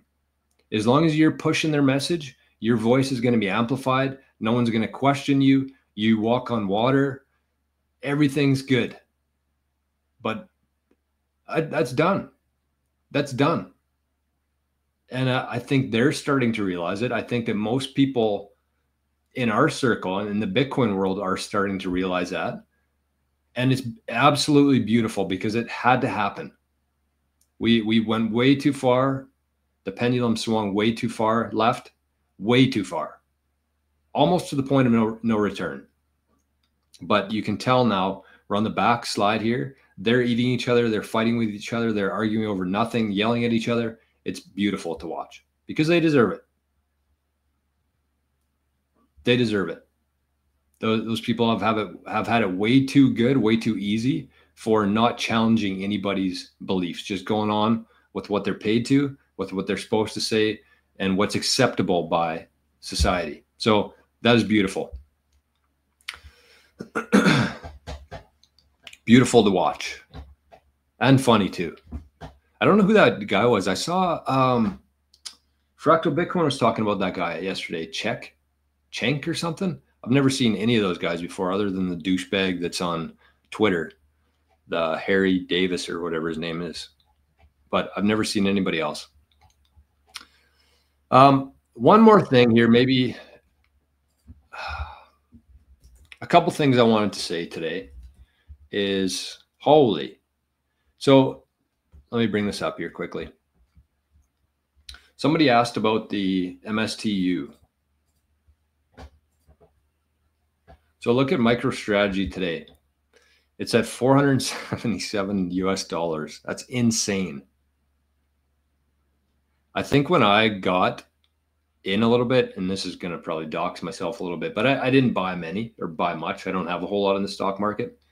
But when I bought MicroStrategy, it was $1,100 US. And it did a 10x stock split. So that would be the equivalent of, this would be $4,700 US if they didn't do the stock split there on MicroStrategy. So that's insane. And so the MS, you can see this going up just like crazy right now. Holy, it almost hit 500. But anyways, the MSTU here, if you look at this, like the MSTU would be 22% up today. It's 2x. So whatever it's doing, it's 2x. And if this was down 11% today, the MSTU would be down 22%. So it's a much more risky play. There's more to gain, but there's much more to lose as well. Wow. Wow. The other thing I wanted to say on that was yesterday I talked about the Michael Saylor interview that he did with PBD, Patrick Bet Davis. I don't know his name. PBD. His middle name's Bet, which is kind of cool. But we were talking about Michael Saylor, and somebody asked, or he said, "You have 5 kids," and Saylor said, "No, I don't have any kids." And it got super awkward. But I came to realize that somebody commented on the channel here. Where is this? Just give me one sec here. I'll find it. Here it is. This is from Because I Can. So this is important. I wanted to clear this up because I got this wrong yesterday. And I haven't verified this, which is probably bad, but I do trust this makes more sense than what I thought it was. So Because I Can said Saylor was talking fast and used the phrase, if I need to feed my 5 kids, just like as a metaphor or an analogy. Says, but he was just making an example regarding Bitcoin, and Patrick picked up on it. He does not actually have kids or a wife. Saylor has always said he does not have time for the distraction of a family. So sounds like a miscommunication. Sounds like I heard it wrong. And so I just wanted to clear that up because yesterday I was questioning Saylor, essentially calling him a liar or, going down that road. So I wanted to clear that up in terms of what actually happened there.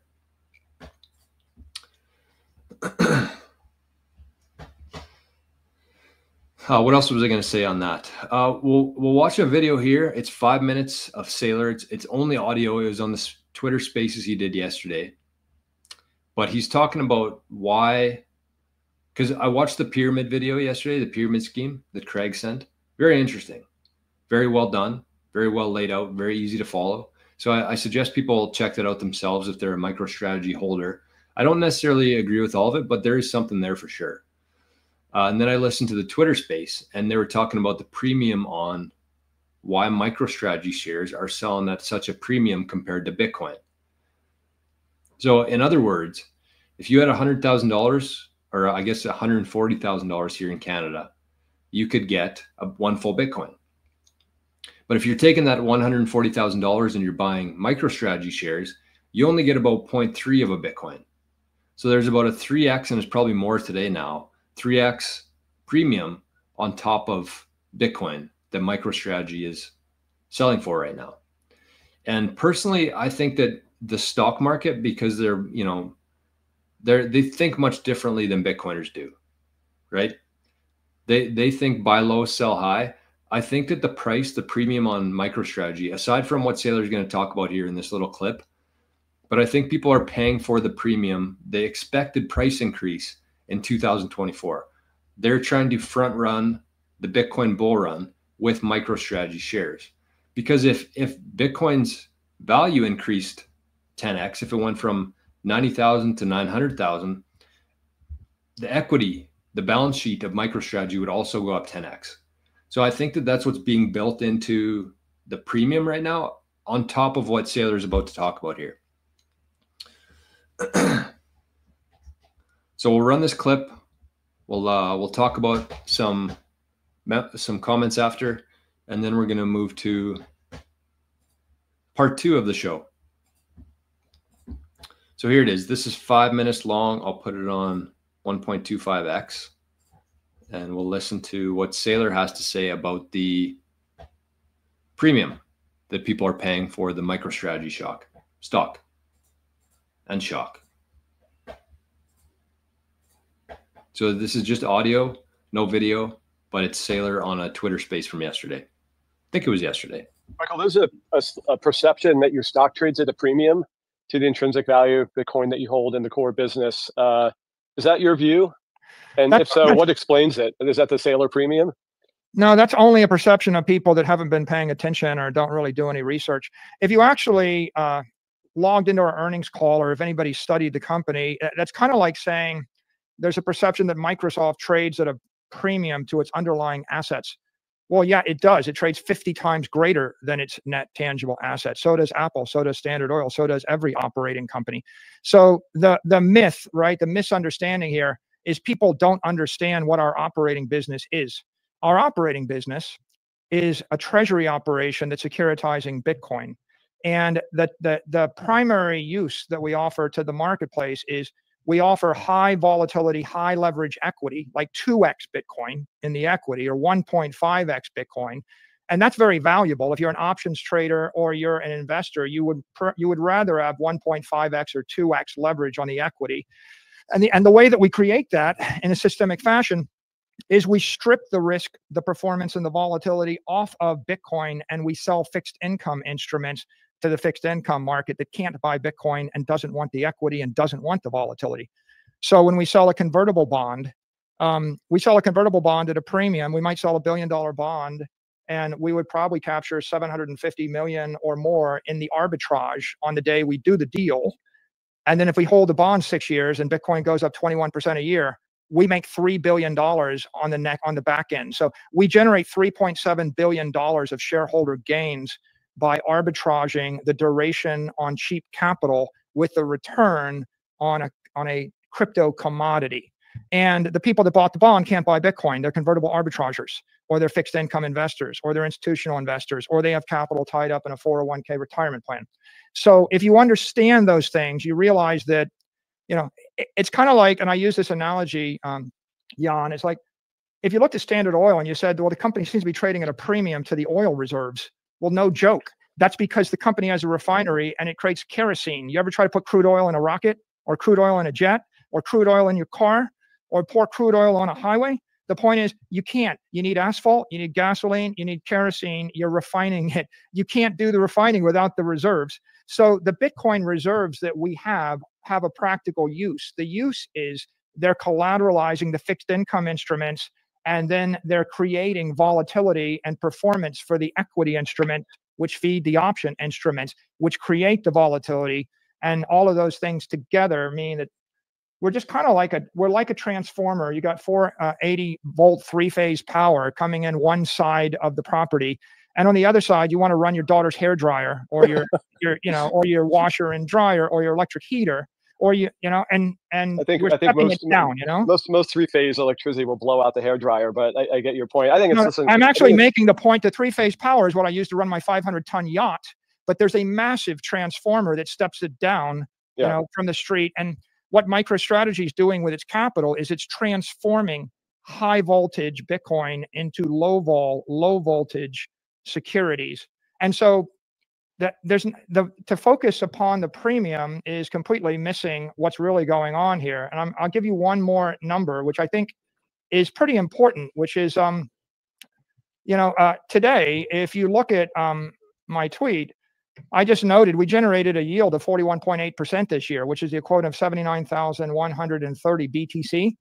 That at 90,000 something a coin, that's $7.3 billion. Mm-hmm. And so if I didn't tell you what we did, and if I didn't tell you how much Bitcoin we have, and the only thing you knew about my company was we generated 7.3 billion in earnings delivered in Bitcoin, and we're growing more than 75% a year, how much do you think the company's worth?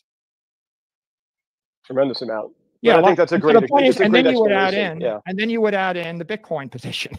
So right. Really, the people that are focused on the premium are ignoring the fact that that's a company generating billions and billions of dollars of shareholder value a year in hypergrowth mode.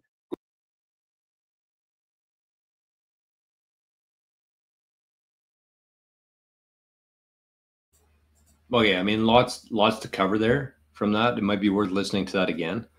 But I mean, I think that there's a couple things here that I kind of want to. We got to go. I realize I have a meeting at 10, and I want to do this UTXO thing right after this. So it's like the convenience. That's a big one. That's why there's a premium there, because a lot of people just who want to buy Bitcoin, want Bitcoin exposure, simply can't. So there's the convenience there.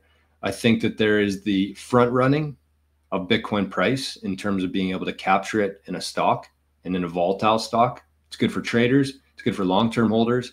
And so there's the premiums on it, plus the functionality of it and what they're doing, the vision for it. They're very transparent. They're very clear with what they're going to do. There's going to be no surprises. There's no external factors. I mean, other than a cyber attack that will take the network down for 2 weeks.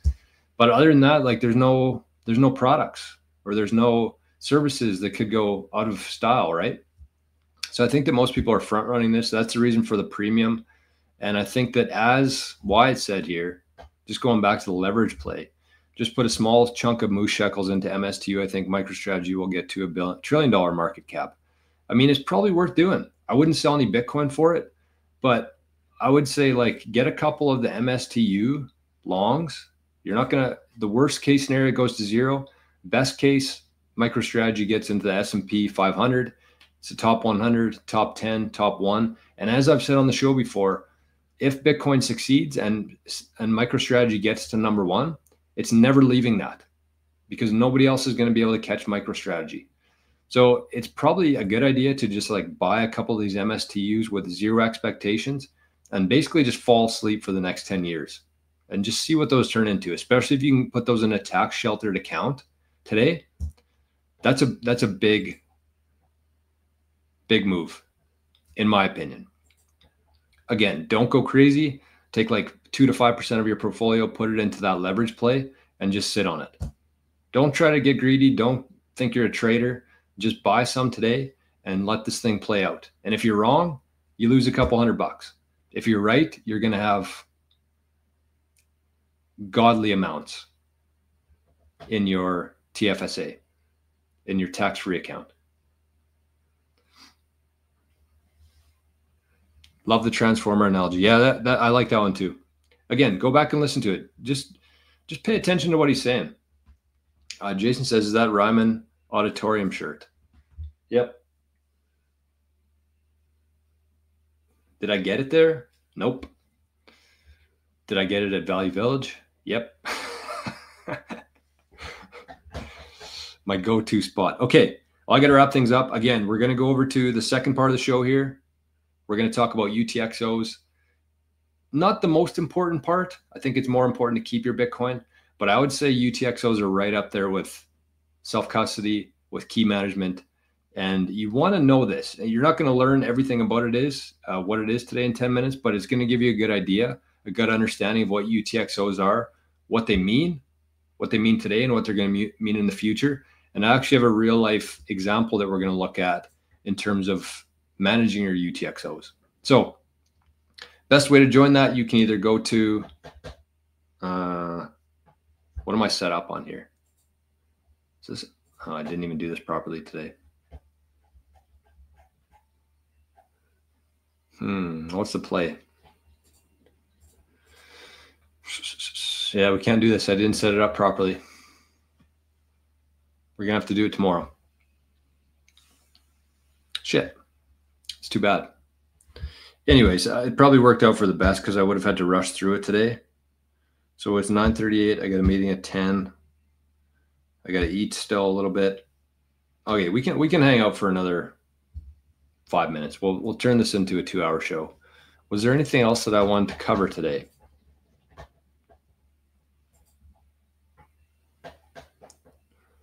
I don't know. Craig just shared something on Zap stream. Let's see what he's got going on.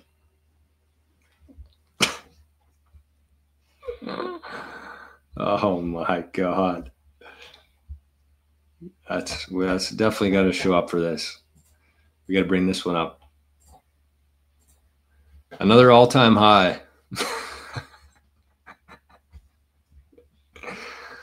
Oh my gosh.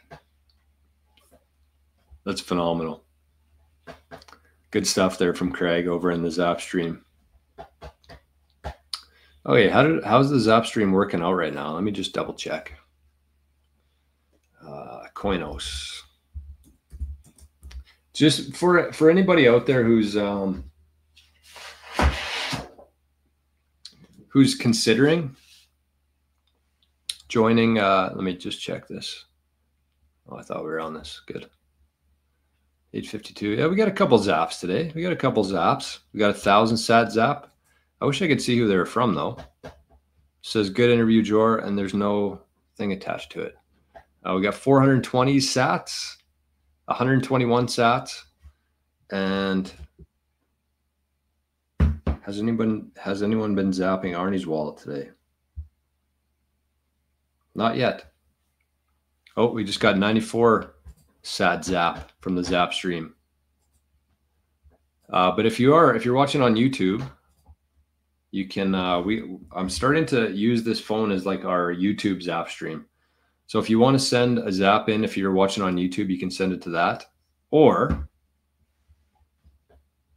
with our new banner that we just created, if you don't have access to your camera while you're watching the show, you can send it to adoptedson98@walletofsatoshi, and it'll pop right up here. It'll be a big green flash, and that's the YouTube. We got our own YouTube Zap stream now. Hey, look at this. Duchess, super chat. Thank you. Thanks, Jor. Another great show. See you in part 2. Well, unfortunately, there's no part 2 today. We're going to have to save that for tomorrow, but that's okay. It's Thursday. That's okay for part 2.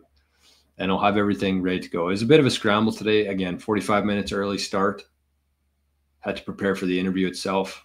So things were a little bit choppy, but we got it done. It was a really good interview. Elliot says, will I ever sell a single Satoshi? Of course. Of course I will. I think that, there's a big difference between selling Bitcoin for just keeping fiat. Like, I'll never do that. I'm never going to be like, oh, okay, well, I doubled my Bitcoin earnings this quarter, so I'm going to sell it, and I'm going to take out my money to play with house money. I'm going to keep the rest in fiat. Never. Never, ever, ever. And I think for 95% of my stack, it'll never move. I'll never even get to use it.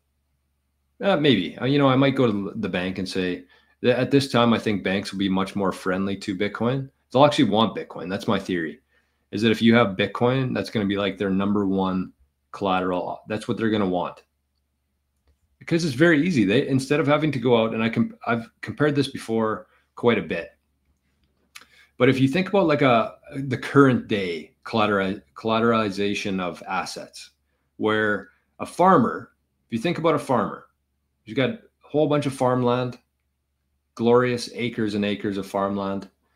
If he wants to buy a new truck, he doesn't sell a piece of his farmland, small, like a couple acres of it. He doesn't sell the land. He goes to the bank and say, I'm going to put up my land for collateral. I need some money. There you go. But think about that. Pretty easy to do as a farmer. That's why they never sell their land. They just lend against it. But from the bank's perspective, it's a little bit more, there's more moving parts there, because you have to consider that the value of it is always going to be changing. It's going to go up. Hopefully, most farmland does. But if you think about or a rental house or farmland or a lakefront property, like the value is always changing. And the market for that asset is very limited. So maybe, the town that they lived in was it was booming. It was an oil town. They had some farmland out there, but then all of a sudden everything went away. And so the value of that has changed. The market for that has decreased. There's less people wanting to buy that land now. And the banks have to manually adjust that and adjust their risk factor there. And if you compare that to Bitcoin, it's not the case at all, right? Two things there is that it's a global market. They know that if they had to sell that Bitcoin, if you stop making your loan payments, they could sell that Bitcoin that day. And there's a worldwide market for that. And they know the value of it. They can check the website, see what the price, see what the value is that day. That's why I think the banks are going to be wanting Bitcoin as collateral. They're going to want to hold Bitcoin on their reserves. That's going to be their number one asset on their reserves. And the last part there is that they're not going to have to verify anything. They don't have to check land titles. They don't have to check with the lawyer. They don't have to check sales documents, anything like that. They can look at whatever you're putting up as Bitcoin for collateral. They can look at your wallet, see what the balance is in there at that moment, and see what that's worth. It just makes way too much sense for something like that not to play out. So I don't think that I'll ever sell Bitcoin for fiat. Nobody would do that. You don't trade something that's real for something that's fake. But will I sell some Bitcoin to, buy a new truck or buy a new set of golf clubs? Yes, but I'm not trading it for cash. I'm not trading it for fiat. That doesn't make any sense. And I might not even sell it. I might just go to the bank and say, hey, I need a line of credit for $5,000. I need some spending money. I want some new irons. And, you know, I talked about this in another clip, I think on YouTube, and somebody was like, well, won't you have to pay back your loan? Well, yeah, of course. Right? Of course you will. But this is how you should be thinking about it. And maybe this is where we'll end today. But the example that I love when you're thinking about selling Bitcoin, when you're thinking about what you're going to do with your Bitcoin in the future, is think about this scenario. And I think it was Peter McCormack that introduced me to this logic.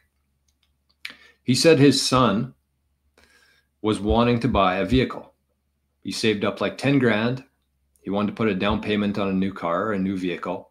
And Peter said, why don't you just, like, based on where we are right now in the cycle, why don't you just buy Bitcoin instead? So he did. He bought $10,000 worth of Bitcoin instead of buying a car. He just, you know, waited it out, walked, took the bus. And so he bought $10,000 worth of Bitcoin. And of course, it went up, as Bitcoin does. If you hold on to it for 4 years, you're going to be in a better spot than you were. So he had more, let's say he had 50,000. The Bitcoin went from $10,000 to $50,000. But instead of selling that Bitcoin and buying a car, he just held on to the Bitcoin. And so he took out a loan. Obviously, if you're keeping your Bitcoin, you're going to need a loan from the bank. But instead of selling the Bitcoin and you know, having no debt, getting the asset, he just would use, if he needed to, he would sell some Bitcoin and make his car payments. So of course you have to pay back the loan, but you're holding it in an asset that's appreciating, right?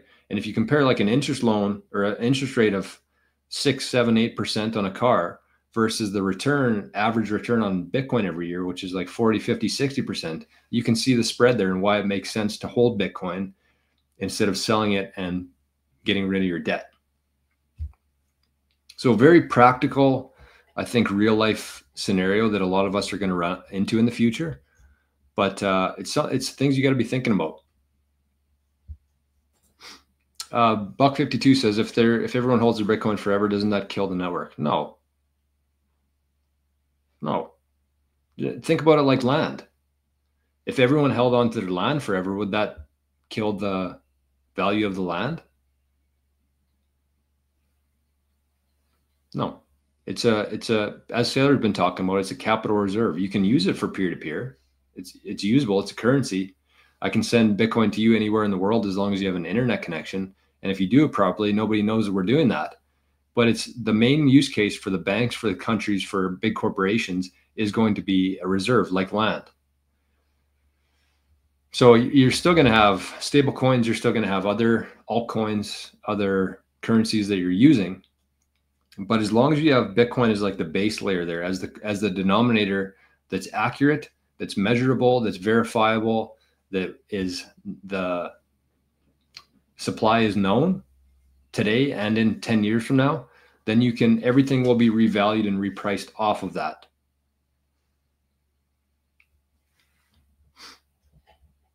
So I think that's it. Man, we've been having some long shows here lately. Some might say too long. Not me. Oh, somebody sent in a zap. We got from Lucky and Duchess 500 sats to Arnie's wallet. Thank you. So Duchess is throwing all the weight around. She's carrying everybody today, or he's carrying everybody. One of the two. Super chat and the zaps. So with that, I saw Stephen was in here too. Stephen, hi, Jor. Great show again. I'm going to send some sats for the introductory song. Would you say hello to my 9-year-old daughter, Kitty? I love Stephen. Stephen's out in Ireland. I haven't met too many people from Ireland that I don't love. And there's a couple people in the Living in the Future community from Ireland. I cannot wait to get back there. And of course, Stephen, would I say hello to your 9-year-old daughter, Kitty? Yes. Hi, Kitty. I would like to introduce you to our best friend, our best guy, Arnie. So I hope everybody in Ireland, Stephen and families, having a great day there. And thanks for all the support.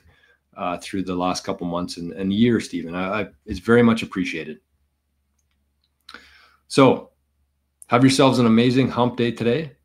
Oh, look at that. We got Stephen Curran, who I thought was the legendary basketball star, Steph Curry. Stephen Curran from Ireland as well. Another Stephen from Ireland. The best people, in my opinion, come from Ireland. And the best golf courses too. The weather though, not so much. Not so much.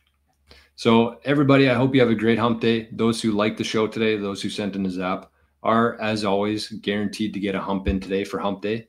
So great show today. Thanks again to Robin. I don't know if he's going to watch this or not, but great chat. We're going to have more interviews. I'm going to try to do one per week with a different Bitcoiner.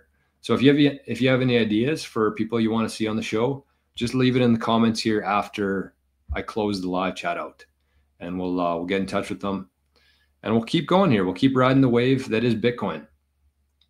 What a beautiful time in history. Just be thankful that you're here right now. So have a great day, everybody. Thank you once again, and we'll see you right back here first thing tomorrow morning. Bye-bye.